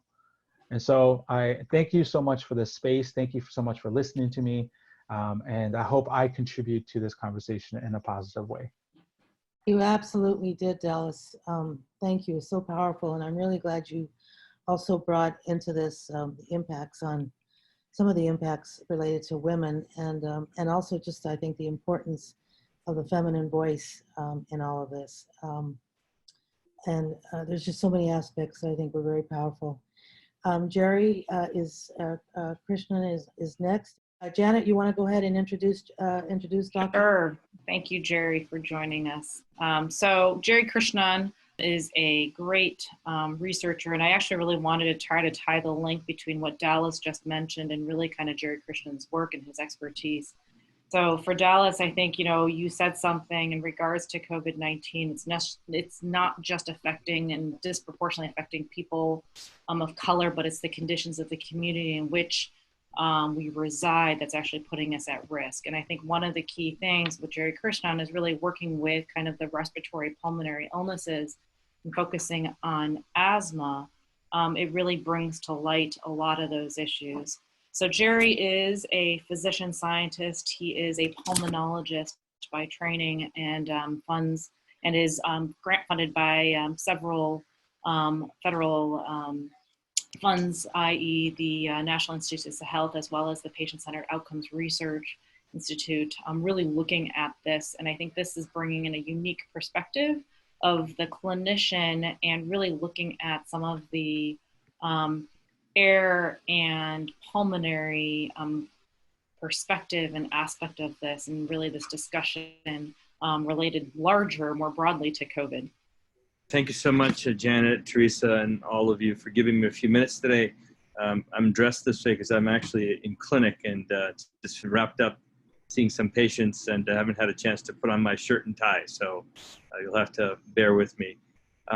Teresa, I hope I'm not challenging you too much on this I'm afraid I'm technologically partially challenged. If you're able to, Oh, at the bottom, can you see where it says share screen? If you just hit that, your yeah, slides should come up if you've got them on your computer. yeah, there's some technical reasons why from the hospital I can't do it. So if you're, Do you want to? Can you email them to Jackson real quick, and we can go to the, we can, if you send them to Jackson, Jackson can put them up for you. You have- okay, that's all right. You know what? Let me just talk through it, just because I think in the interest of time. Okay. So I think what's interesting here, from my standpoint, as Janet mentioned, I'm a pulmonologist. You know, we've been thinking about climate change. Certainly I have. I don't want to project onto others as a slow-moving, but definitely a problem that's going to happen. You know, it's moving towards a situation where increasingly we're going to be recognizing that we have a problem that we can't get out of, and it's better to act now, so that we can mitigate the severity of the disaster that is coming. And I think all of us have recognized through some of the presentations we've already seen today that it's very clear that humankind is having an impact on climate. Some of the pictures from various parts of the world are pretty clear, no pun intended. You know, before and after COVID, how the skies are much clearer, cleaner. You know, with less human activity, you know, we can actually see the air that we breathe in a way that we've not been able to look at the sky, I should say, the way that that we are now. In many parts of the world, you can actually tell it's a blue sky. So how is this related to what's happening with COVID? I think that some of you might be familiar that there's a very famous picture that was taken by the Apollo 8 astronauts. It was called Earthrise. And Earthrise is a beautiful picture of the Earth as it rises over the horizon from the moon, and you start to realize that all of us, you know, all 6 billion of us living today in different states, different countries, all in different parts of the world, are all living on one Earth, and that in fact we are entrusted with the health of this planet. There's only one planet like Earth anywhere that we can see here.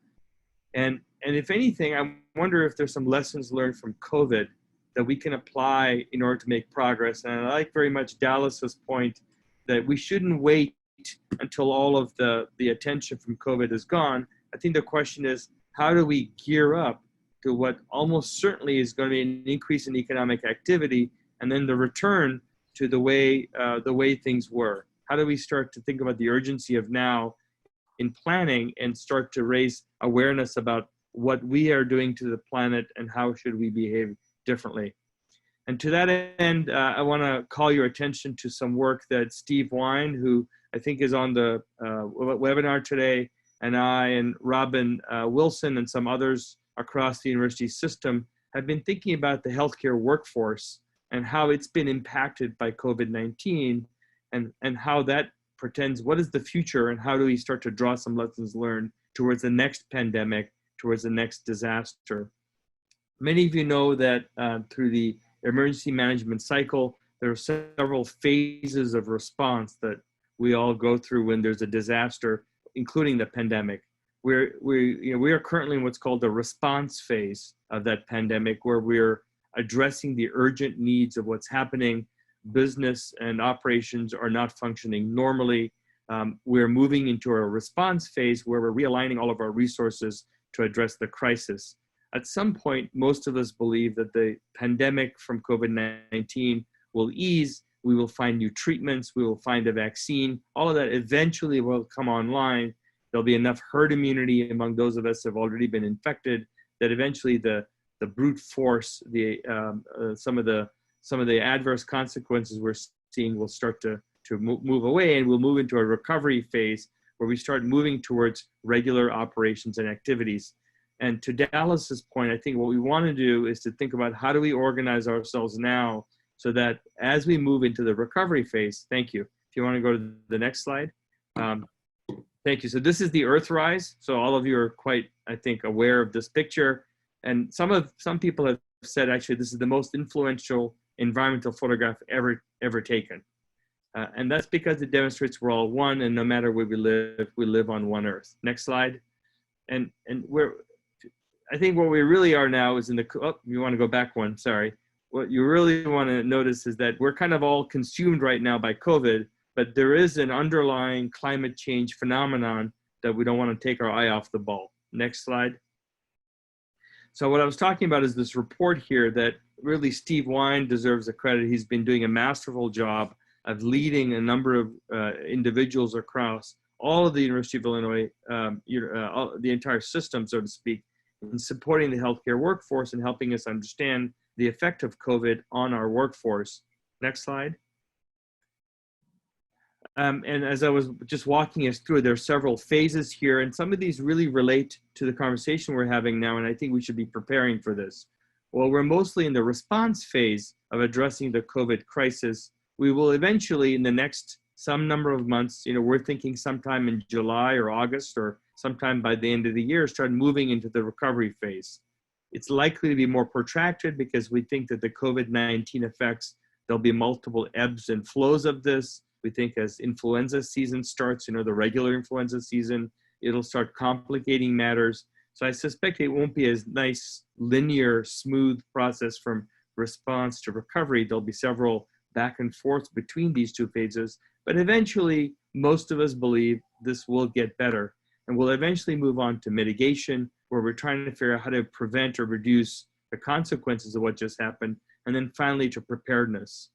So there are two lessons learned here for climate change that I think we should take advantage of. One is that we are working together as a planet at this point, all across the world, healthcare providers, industry makers, some elements of our government are actually working in a coordinated fashion to address the response related to COVID. What are some lessons learned that we could draw on to think about climate change and what we could be doing in a more coordinated fashion to respond to it? Next, as we move into the recovery phase of COVID, I suspect that most people will be thinking about bringing the economy back online. And to Dallas's point, we wanted to think about how do we make sure that the climate change agenda is front and center as we move into the recovery phases here. And then we move on to the mitigation preparedness phase. Again, how do we start to prepare ourselves for climate change related activities that are likely to become increasingly a problem? I want to end by saying that this particular timeline or response to recovery, to mitigation and preparedness, again, want to thank Steve Wine for helping us think about it this way, lays out the timeline for COVID-19, but we've also recognized that all of these phases, they have certain needs and certain impacts on the people, the information, the processes, the space, the equipment, technology, and also the human component of delivering care, either the physical or psychosocial aspects. And I think some of this framework is very relevant as we think about climate change. In closing, I will say that the COVID-19 response has pulled together actors and individuals all throughout the world to work in a more coordinated fashion. I certainly believe that healthcare practitioners are learning from each other, not only across the US, but across the world. And I think it serves as a model for how we could potentially accelerate and work in a more coordinated fashion in order to protect the earth that we live on. Thank you so much for your time.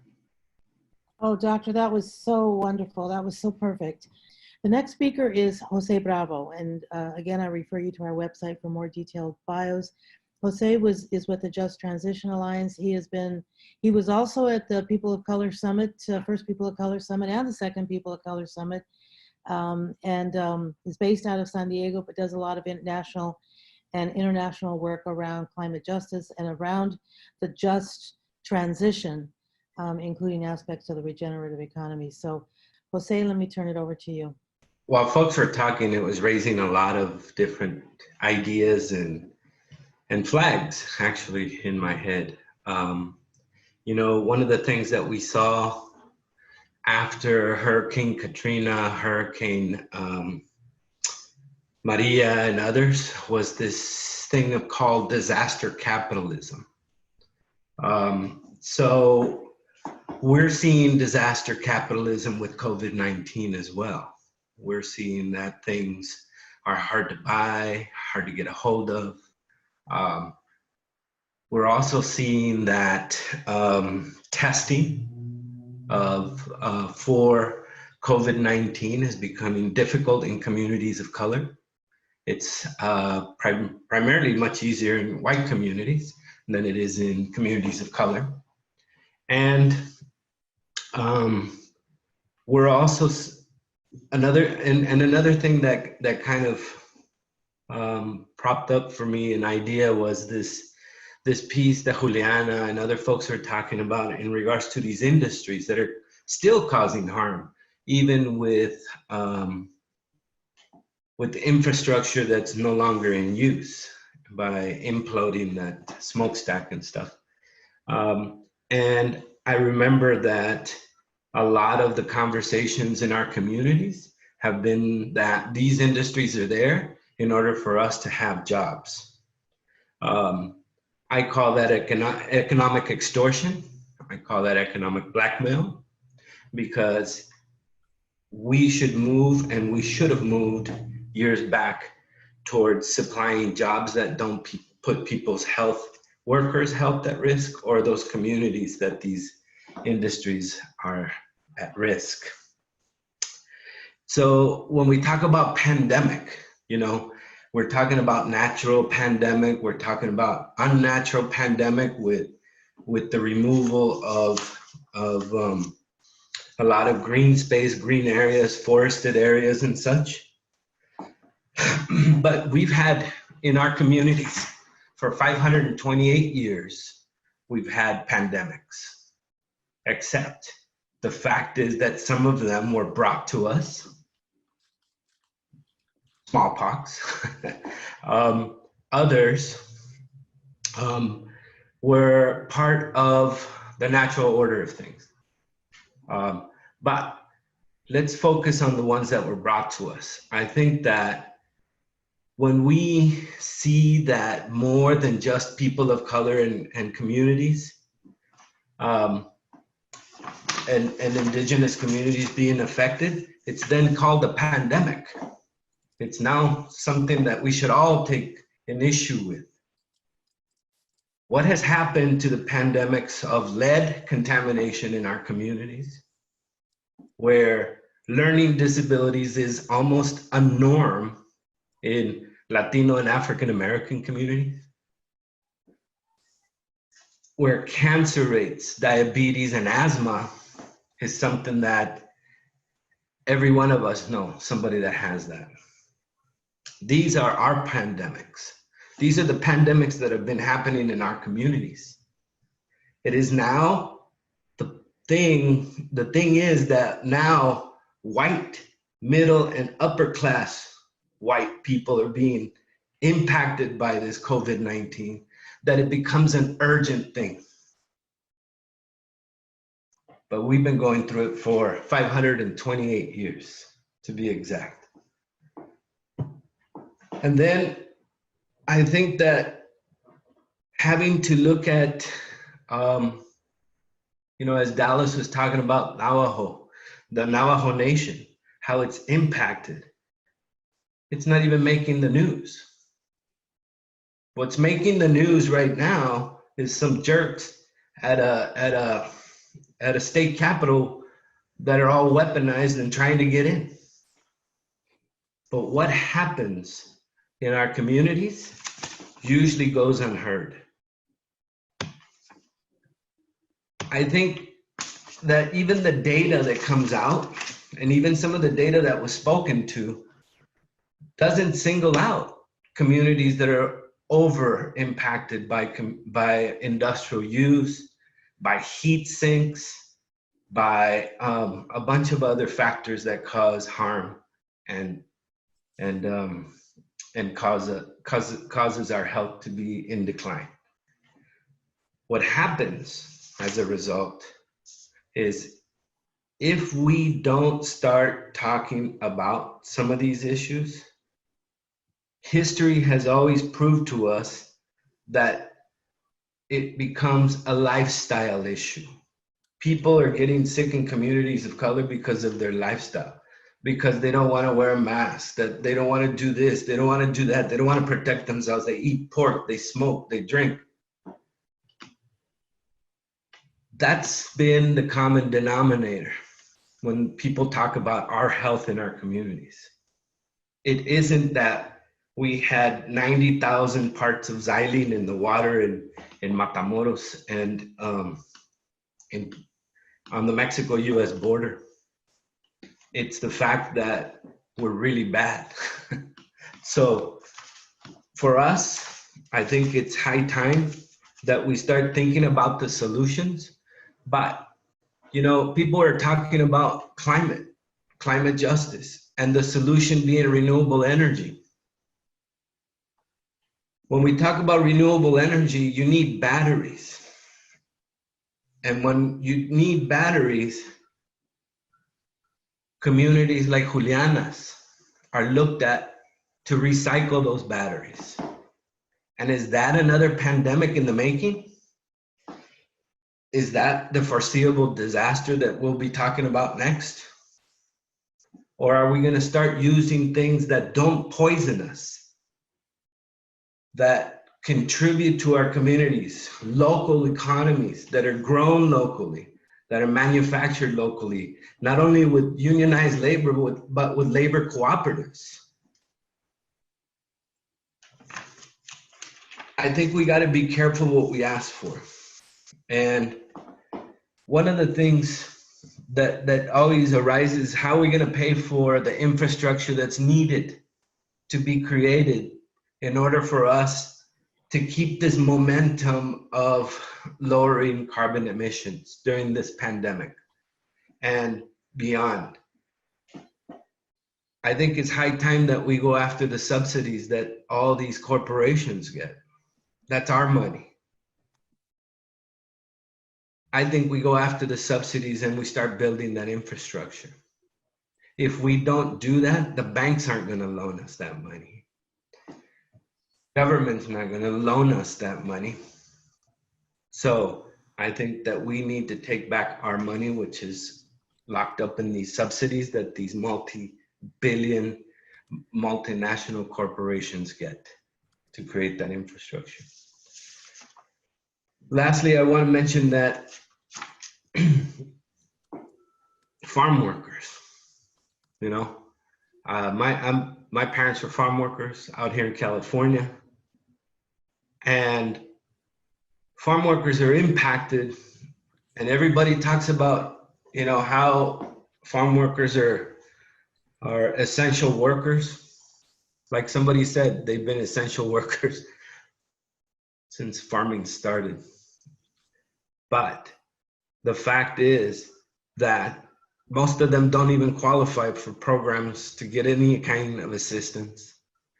Most of them do not go to the doctor like many people do. And ultimately, with the rise coming up in heat in the summer months, we're going to see more heat illness, more people getting infected because of the ways that farming is done and farm workers are treated. So let's really focus and make sure that we understand where we have to deal with these situations. I've always said that in environmental justice communities, if you deliver an environmental justice community from being impacted by toxics and waste and redlining and everything else that goes along with it, society as a whole benefits. So let's focus where the need is real. Thank you. Thank you, Jose, from the Just Transition Alliance. And now we turn to Michelle Roberts. Michelle also is an environmental justice activist. I'm loving this conversation on climate justice meets global health and so many dimensions of this intersection and of this conversation. Michelle, not only, as I mentioned earlier, does a lot of work in the area of the spoken word, but she is with the Environmental Justice and Health Alliance for Chemical Policy Reform. So it's a great follow-up to what Jose had to say. So let me turn it to you now, Michelle. Thank you so very much. It's a pleasure and an honor to be with all the family. Hi, Auntie Pam. Hi, Pam. Hi, Jose. It's so good to see you all. And I'm so grateful to follow up and be part of this esteemed panel. You know, as I listen to each and every presentation intently, it brings us to a point that I want to come back around to, and that is this Anthropocene. I want to actually begin with the end and end with the beginning. Anthropocene, how do we even go up against that? As Juliana says, there's only one word: love. It's very simple. It's called love. And that love is what binds us and makes builds our humanity. That love is our connectedness to humanity. That love is our interconnectedness to Mother Earth. We learn from our brothers and sisters, our indigenous brothers and sisters, that the earth can deeply repair herself, as we're seeing from the examples as we speak with respect to this pandemic. For in the family, and as we speak about legacy, Environmental Justice Health Alliance for Chemical Policy Reform, that is a long word for legacy fence line, frontline community organizations and groups, and the environmental justice advocacy groups that actually serve and provide capacity support to these legacy organizations and communities. We say legacy because legacy extends beyond that of legacy pollution. It extends back to that of legacy historic racism, that of going back to the forced migration and extinction of our Native Indigenous brothers and sisters, and even to that of my dearly beloved family, those of our slaves, the slaves who were brought and ripped from their own land and now are left as landless people, then legislated into this society, never really looking at and addressing that of the health and trauma conditions that really impacted them from the very beginning of entering the shores of the Americas, and then coming to someone like my Uncle David, who was all of 15 years old on this picture, and pushing back just slightly to something Jose said about pandemic during the TB crisis, when he was subjected to being in a separate but unequal shack to die. My grandfather put him in a car and drove him back to Indiana, Terre Haute, Indiana, where my grandmother said I would nurse him and help bring him back, because we can't have this happen, after they drove all the way to Delaware. Meanwhile, in the same year, 1952, my grandmother, Pauline Dickerson, my maternal grandmother, had a cancer, but equally lived on an AJ, what we call the Route 9 Industrial Corridor, but in addition to that had TB, was subjected to a separate but unequal shack to die. The very same shack that my Uncle David, that my grandparents refused, no, we're not gonna have him go there. But unfortunately, my single parent grandmother had nowhere else to go but there, right? This is not just my story. This is the many stories of the communities that we serve in the Environmental Justice Health Alliance for Chemical Policy Reform. So there is a huge disconnect between that of public health and environment, but equally that of public health and communities of color, because as we fast forward into today and provide the capacity support that we have had with data after data after data, who's in danger, life at the fence line, watered down justice, environmental justice in Delaware, all of these things equally day late and a dollar short, what discount dollar stores do to your communities, equally having solutions to these. bodies of pieces. You think of wonderful bodies of pieces, right? We're in this intellectual space here, that of the University of Illinois at Chicago. Wonderful. We have solutions coming from the grassroots. Aha. But yet, all states and public health DEPs are not created equal. We still hear it's too much of those molded tortillas you eat. If you would only stop eating those chitlins and stop drinking too much liquor, and if you stop smoking too much, you wouldn't be, having these cancers and all of these things at these disparate levels. And now we have come into Katrina, as you said, Jose said. And that's the time that we said that, we pulled the cover off of racism with public health and the likes thereof, and we're going to do better. But did we do better? We're at this pandemic, and that cover that we pulled off sadly went right back on, and we still have disconnects between not just the chemical cap industrial uses, but equally that of public health and the response, the access, the fact that we don't have access to adequate health deliverable systems, the fact that we don't have access to that of, as you heard, that of the treatments, but equally that when the treatments are done away with, where are those viral kits going to be disposed of? How will they be disposed of?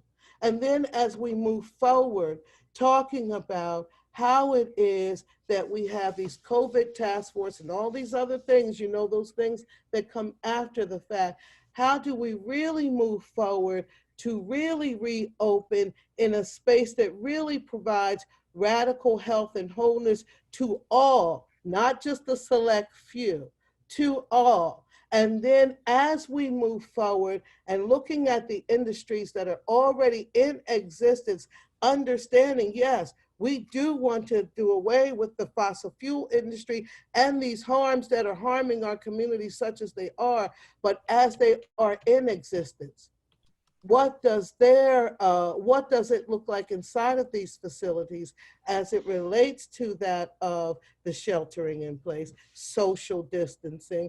Does the output still equal the same as we look at how these facilities should be retooled? And oh, by the way, we have rolled back the modest gains of the policies that we've made to be able to get them to a point of protection. And as we speak to labor, have we addressed the racism inside of labor? Are we really looking at these particular things? On and on and on. The story continues to go on, but as we say, we cannot go back to what we were. We are at a point where we could possibly get it right. The good news is that with EJHA and some of the things we have done in seeking to move forward with respect to our solutions, we have gone back to some of the folks that have been failed to us and that of policies that have failed us, such as the Toxic Substance Control Act. We are actually at tables in collectives, right, wrong, or indifferent, what others may think, but we're sitting down with some national groups actually going through some of these policies that have created harm to our communities and said, you know what, this has got to stop. So there's many layers and levels of ways in which we must address radical justice. We are no longer in the space, friends, to talk about equity. That's over. That was pre-pandemic COVID-19.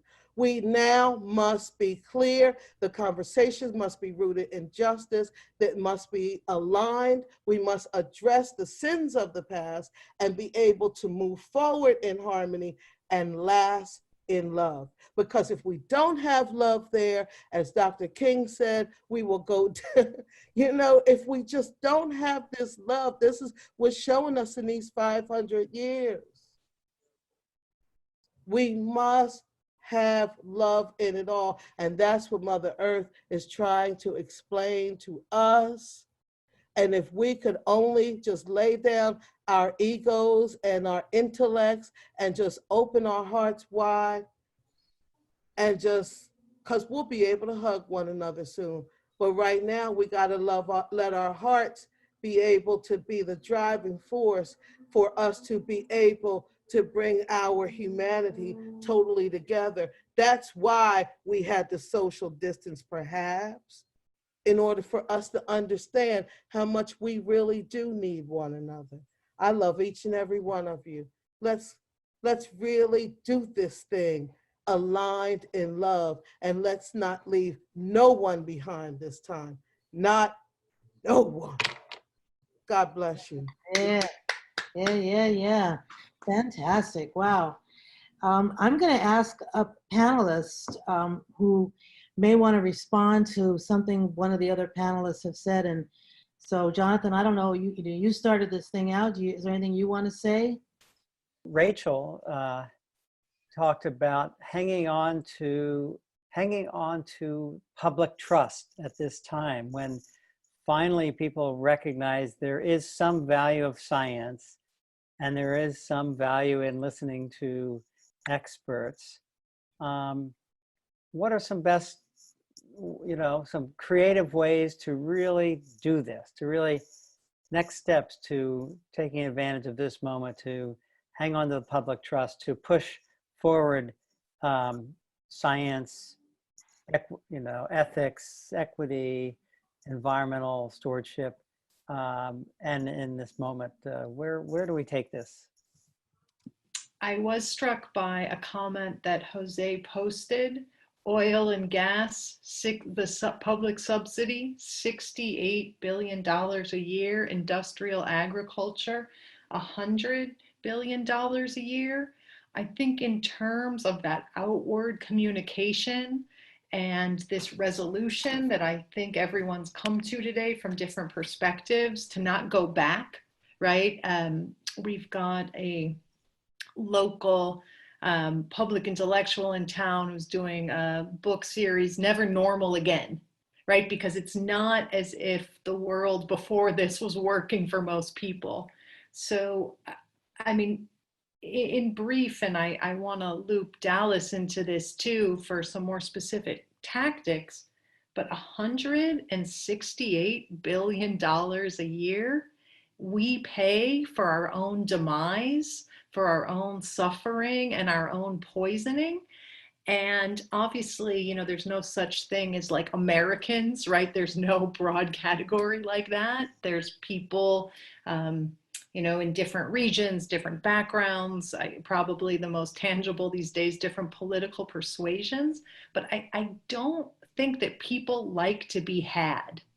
And, we are with differential experiences, certainly, and differential privileges, like we're being had to pay for these things to enrich the grossly wealthy, to live in a dangerous, cruel world where we really need the love evoked by Michelle, just to make it through and to remember that key humanity. So I think at this moment, exactly when there's celebrations of medical professionals, essential workers, although, still with the exploitation that Pamela brought up, I think that's almost the way to go. Like, kind of celebrate the people that work, that struggle, that care, and really expose that. And at the same time, reclaim it. Like, we are a public. Even if we're in behind our own doors right now, like we're a public, and like, let's reclaim what's ours for us, whether that's our money, our values, our water, our love. Like, we need to bring it back in that beautiful way while never hesitating to kind of expose exploitation and this really, really cruel late capital for what it is. So that would be my, kind of rhetorical approach to it. I feel like it's the challenges. There's a lot we don't know, right? This is something that this moment is no one has ever experienced something to this degree, right? This is a worldwide event that is not a single person on this planet has been through this. And so, we do have ideas and thoughts in frontline communities across the globe have all more or less have been in crises for generations, who have developed tactics and strategies to get through that. So there's a key aspect of that, of like, not only our frontline communities, you know, impacted first and strongest by the effects of climate change as well as pandemics, but you also find a lot of the solutions in those very same communities. And so when we talk about, you know, just transition or recovery, or we get into mitigation, I think it's absolutely essential that we look to those communities who have had no one else to depend on. They couldn't depend on the federal government. They had to depend on themselves to come up with ways to mitigate the issues. And so I think that's going to be a critical voice as we move forward. Is, of course, there's going to be a whole national conversation about the economy, where there's ongoing conversations about nationalizing the fossil fuel industry itself. But we also cannot overlook how we elevate local communities as they look to you know, build from within. And, you know, prioritizing those localized economies is absolutely essential in that effort. So that's my only part I could say for now on it. Well, that's awesome. I want to go to a question just to incorporate into this conversation as panelists are continuing to respond to one another. This is from Rosa Cabrera, who is the director here at UIC of the Rafael Centron Latino Cultural Center. She's also been teaching a course and will teach a course in the fall on environmental justice and climate change. She's asking, I think, an important question that gets at this conversation about solutions and so on. How do we make that cultural shift that asks for what is good for society versus what is good for the economy?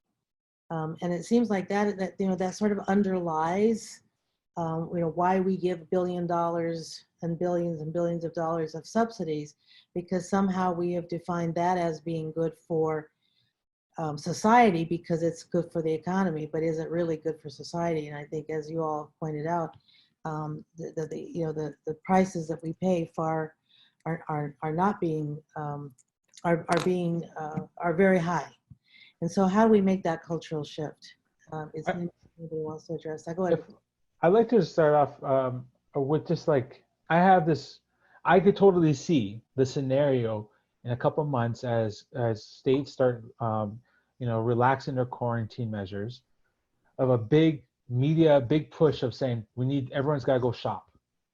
Like, you got to get back to, everyone start buying clothes. We need people to go to the mall, go back, make this country great again. I could totally see the narrative of strong push to return the economies back to the status quo. Wow, I think a lot of folks are realizing that that their shopping practices have shifted to what is really needed, and they've kind of had let go of the stuff that isn't as vital, you know, to be going to the mall 3 times a week, if not more. So I think it's a really great question of how do we encourage us to continue to think about what is most important to our communities and for our families. Because I would not be surprised that we would see a big push to get people to they would package it as like, support small businesses, go out and start buying clothes and start buying, you know, all these goods, and we need to build do your part kind of approach. And that's a genuine concern of mine. We need to have some counter narratives to that we put out there as well, right, to our communities. You know, and one of the things. Well, go ahead. Yeah, Teresa, I could try. You know, so as Jonathan said, it's not a trade-off between climate and the economy. You know, that climate actions can spur economic growth and bring about lower costs for energy. You know, in the same way, it's not a trade-off between justice for disadvantaged communities and climate actions. And I think, you know, the state's Future Energy Jobs Act, you know, did a nice job in putting aside $30 million in job training for disadvantaged communities, people who are coming out of prisons and such, in order to create a workforce of solar panel installers who can help us build out clean energy systems in the state. In the same way, cities and states that put aside money for energy efficiency projects at low-income housing, save the tenants' money and the owners of money, create healthier living environments, and create jobs, while cutting down on greenhouse gas emissions. So these programs, take attention, and it's too easy to adopt something that ignores the needs of disadvantaged groups. But on the other hand, it's not a trade-off. We can do them all. No, I think that's really great. And I was going to say something, but I'll come back to what I was going to say, and instead refer to something that somebody raised, this issue of, as we're trying to do it all, for example, and as we're trying to reverse climate change, how do we deal with more recycling? How do we deal with energy storage technologies? One of the questions I had was also related to batteries, for example. Some of that which is needed for batteries, for example, comes from Venezuela, and there's some thought that that's not unrelated to some of the geopolitics as it relates to Venezuela, as we were looking for that lithium. So that question about how do, as we're thinking about it, doesn't have to be a trade-off. It doesn't have to be one versus the other. How do we do both? I think some of those ideas are in the restorative economy, as somebody I think mentioned. I think that might have been you, Dallas. But how do we do what Warren is suggesting? How do we do this in a way that doesn't, we're not saying it has to be one or the other. How do we, and I guess it is partly in how do we create a different kind of economy where the question always is who pays, who benefits, is something that I think that is part of thinking that through. And Jose, were you going to say something? Go ahead. Yeah, I was going to mention that, I think that we have to look at regional and local economies to scale. If we don't see that, if we don't do that, then we are going to shift the burden somewhere else. I'll give you a case example when, this craze around weatherizing homes, and I use this example. This craze around weatherizing homes to make them more, able to stay cool or hot, whichever way you want to do it, the thermal factor. So the way it was done, it was vinyl windows. And everybody jumped on that craze, and it was, oh yeah. But who didn't get the vinyl windows first is those communities that were supplying the vinyl, the chemicals, everything that goes into vinyl. Those communities that were supplying where those chemicals are coming from were the last ones, or probably still don't even have these things. So we need to look at economies to scale. A lot of these products, like windows, can be made from hemp products instead of using plastic.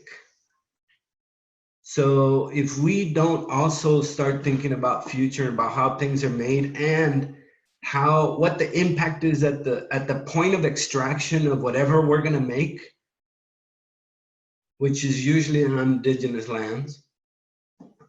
If we don't look at that whole evolution from cradle to cradle, from the point of extraction to where those chemicals are produced, where those chemicals are put into those products, where those workers are working with those chemicals, where those chemicals go out into retail stores or sold, and how those or those windows are transported, and then how those windows ultimately are not recycled in a way that's adequate, because they're sent to our communities to be taken apart, and then other products made. That for us is a non-starter. If we don't start looking at the life cycle of products from cradle to cradle, then I don't care who wants to make this world better, it's gonna make something worse for those communities. Important to keep that in mind. And I want to correct something I said. It wasn't Venezuela, it was Bolivia that I was. In Bolivia, yeah. That I was saying. A question that is directed at you, Dr. Patz. about tire and brake wear as another significant source of PM 2.5, particularly near highways where housing is cheap.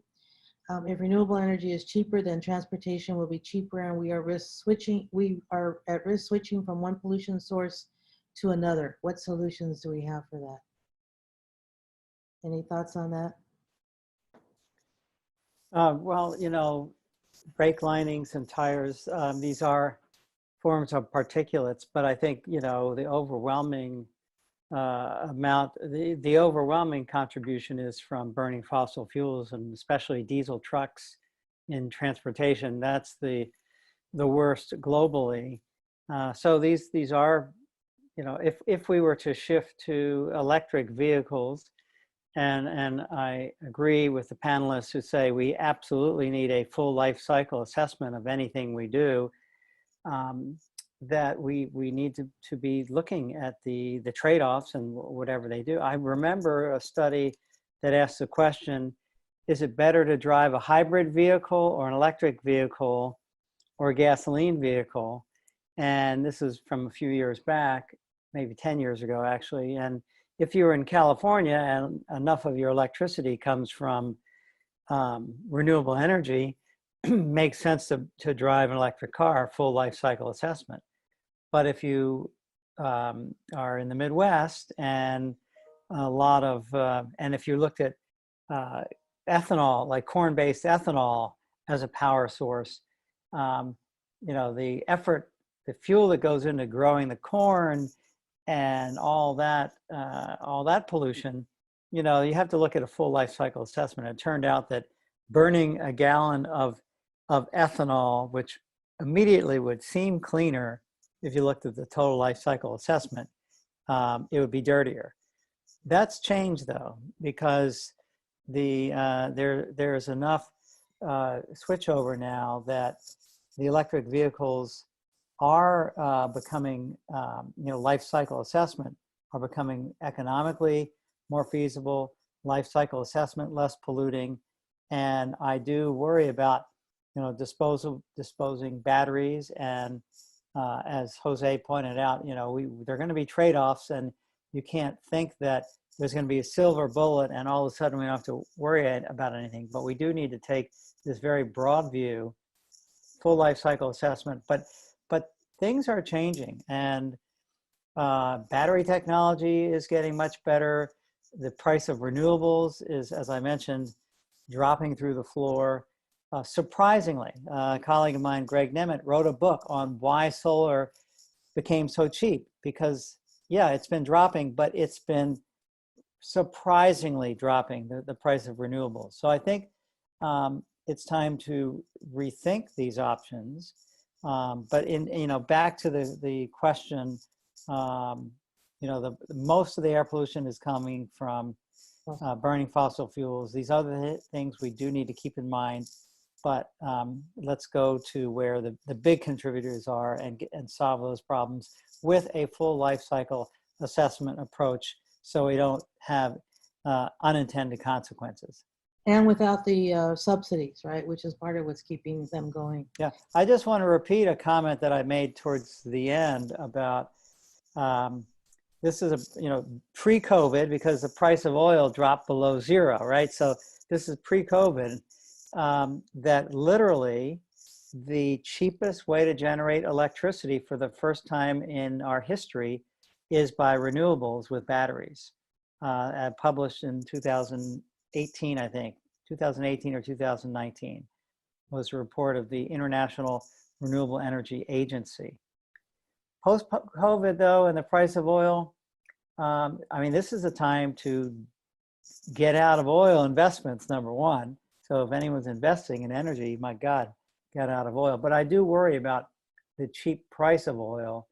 And I really worry, and this has been brought up by others, I really worry about these stimulus packages going to the wrong places, to just propping up the old conventional dirty energy sources and not being proactive. So this these funding packages, these stimulus packages, to me,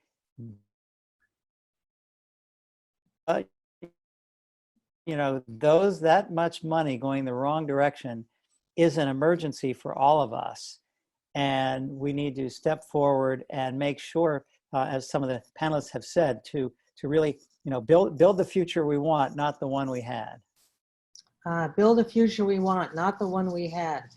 And with that, I'm going to ask each of you in maybe 1 or 2 sentences to say something about this conversation between climate justice and global health, with a particular emphasis on a solution and on building the future on what we want and not on what we had.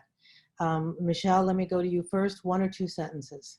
Yes, thank you so very much. First of all, again, we must really address racism, the systemic issues and impacts of racism. And we would be remiss if we, as the Environmental Justice Health Alliance for Chemical Policy Reform, as we say, there are safer chemicals and processes that we can indeed address, embrace and utilize to take a more precautionary approach to the way in which we go about our industrial lives, if you will, so to speak. In addition to that, we must equally embrace that of public health and environment. It is interconnected. Public health, environment, and economic justice are all interconnected. At the very end, environmental justice is climate justice, and climate justice is environmental justice. When we do this in love, we rid racism. Thank you very much. Thank you so much, Michelle. Jerry had to go back to his clinical work. I think you're gone, Jerry. If I'm wrong, you'll step in here. Jose, let me go to you for a couple of sentences to wrap up on this conversation between climate justice and global health. I think right now is the perfect opportunity, since a lot of these corporations are going to be asking for bailout money. We know that, to force accountability. So if the car manufacturers are going to be asking for bailout money, we should make sure that 80% of what they produce is non-polluting emission-wise. So mass transit and those kinds of things. I think that's a goal we should all strive for. Thank you. Great. Let me go next to Dallas. I first want to say thank you for hosting this, and to all the folks, participants, and people watching. I think Michelle and Jose have said the things that I needed to say, you know, like the steps that we need to take too, and always seeing the bigger scope of how this is all connected. It's absolutely essential that as we talk about, you know, revitalizing an economy or economies, that we have to think about the greater impacts on communities of color, impacted communities. So that's all I have to say. Thank you so much for this moment. Warren. Sure. So the healthcare professionals are clearly in the front lines of treatment now. And, you know, thank you for everything that people like Jerry and Janet and others are doing. But I tell law students that lawyers are also frontline workers, you know, when it comes to COVID-19 and when it also comes to climate change. That if we don't get the laws right on wildlife and natural areas that are protected, we're going to have more spillover. If we don't get the laws right on occupational health, on insurance, on, you know, these programs for economic recovery, you know, we're going to have more, not only environmental disasters, but also inequity.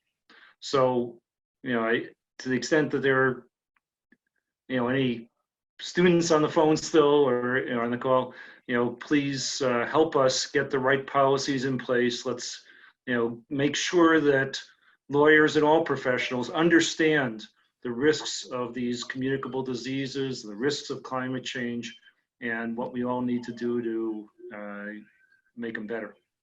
Really appreciate you reminding us the legal aspect of this, or at least emphasizing it again as we round out here, because so many of them are under attack right now. So many of these laws and regulations that movements helped create 30, 40 years ago. And I think you're absolutely right that this really is an important arena for our work. Let me see here. So Janet did have to also step off. She sends her saludos or her goodbyes, and then Pam also had to step off. So that leaves then Juliana and Jonathan. Oh no, I'm sorry, Rachel. Let me go to Rachel, and then I'll go to Juliana, and then I'll end with Jonathan. Okay, so just to build on what Jose said about the full life cycle, I would say there is no away for wastes.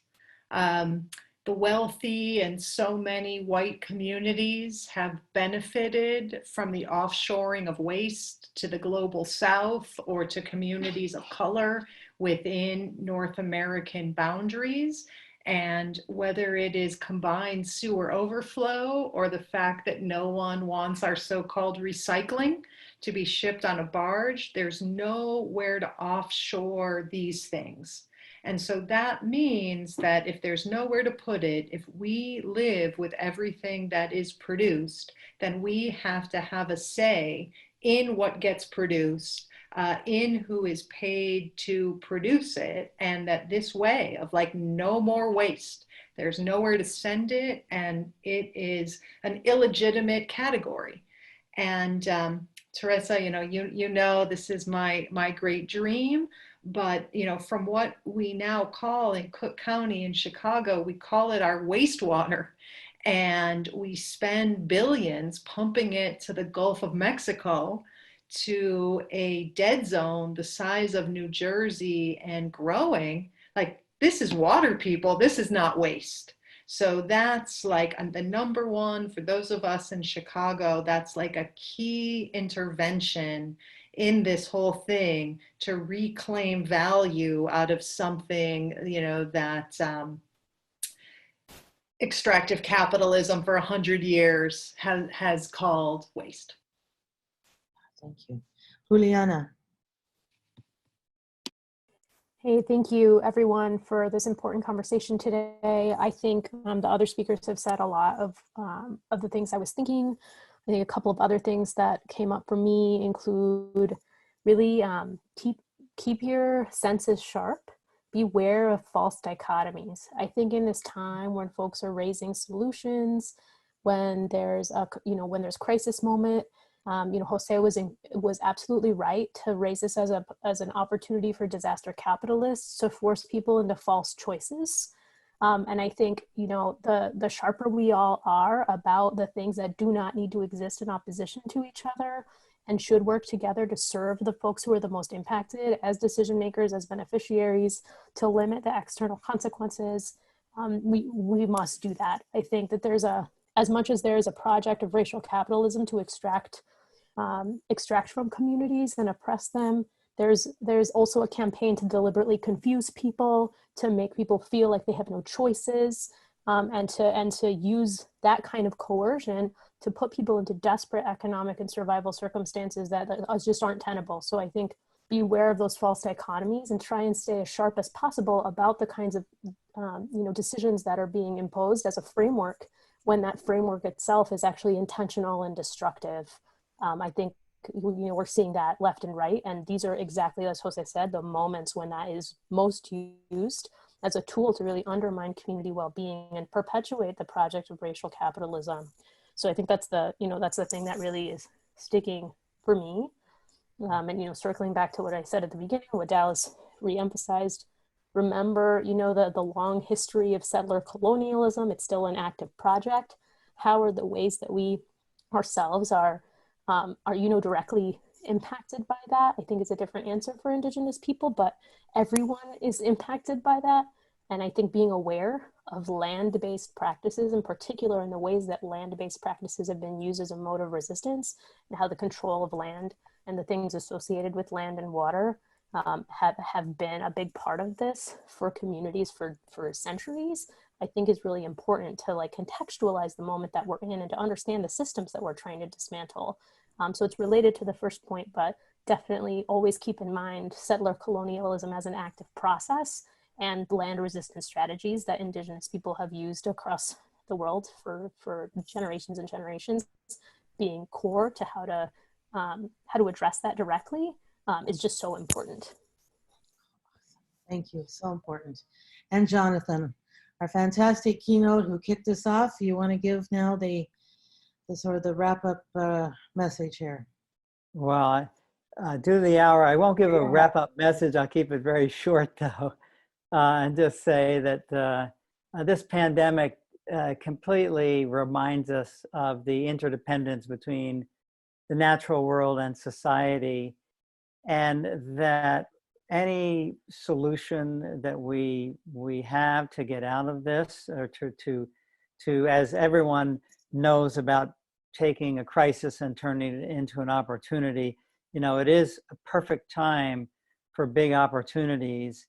But if these solutions are not fair or just, they're not going to work and they're not going to last.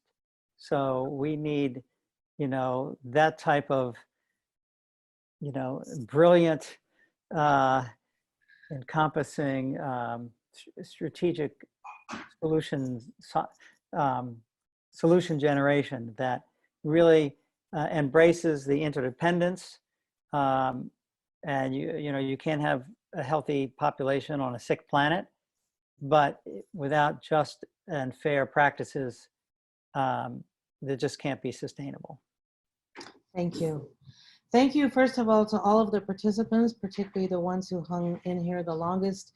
As I mentioned earlier, this will be broadcast on our local public access TV, and we also will have it available on YouTube and posted on our website. We'll let you know when that happens. Each and every one of you made such major contributions to this very, very important conversation. Great Cities and the Center for Global Health, thank you so much for your time. Our first instincts were that this was going to be a 3-hour conversation, which actually went quickly, I thought. So many issues, so many important things to cover. And I feel like we really did cover a lot of ground today. So we'll be doing some follow-up work as well. So again, thank you everyone, and really appreciate all of you, each and every one of you. So thanks, hats off.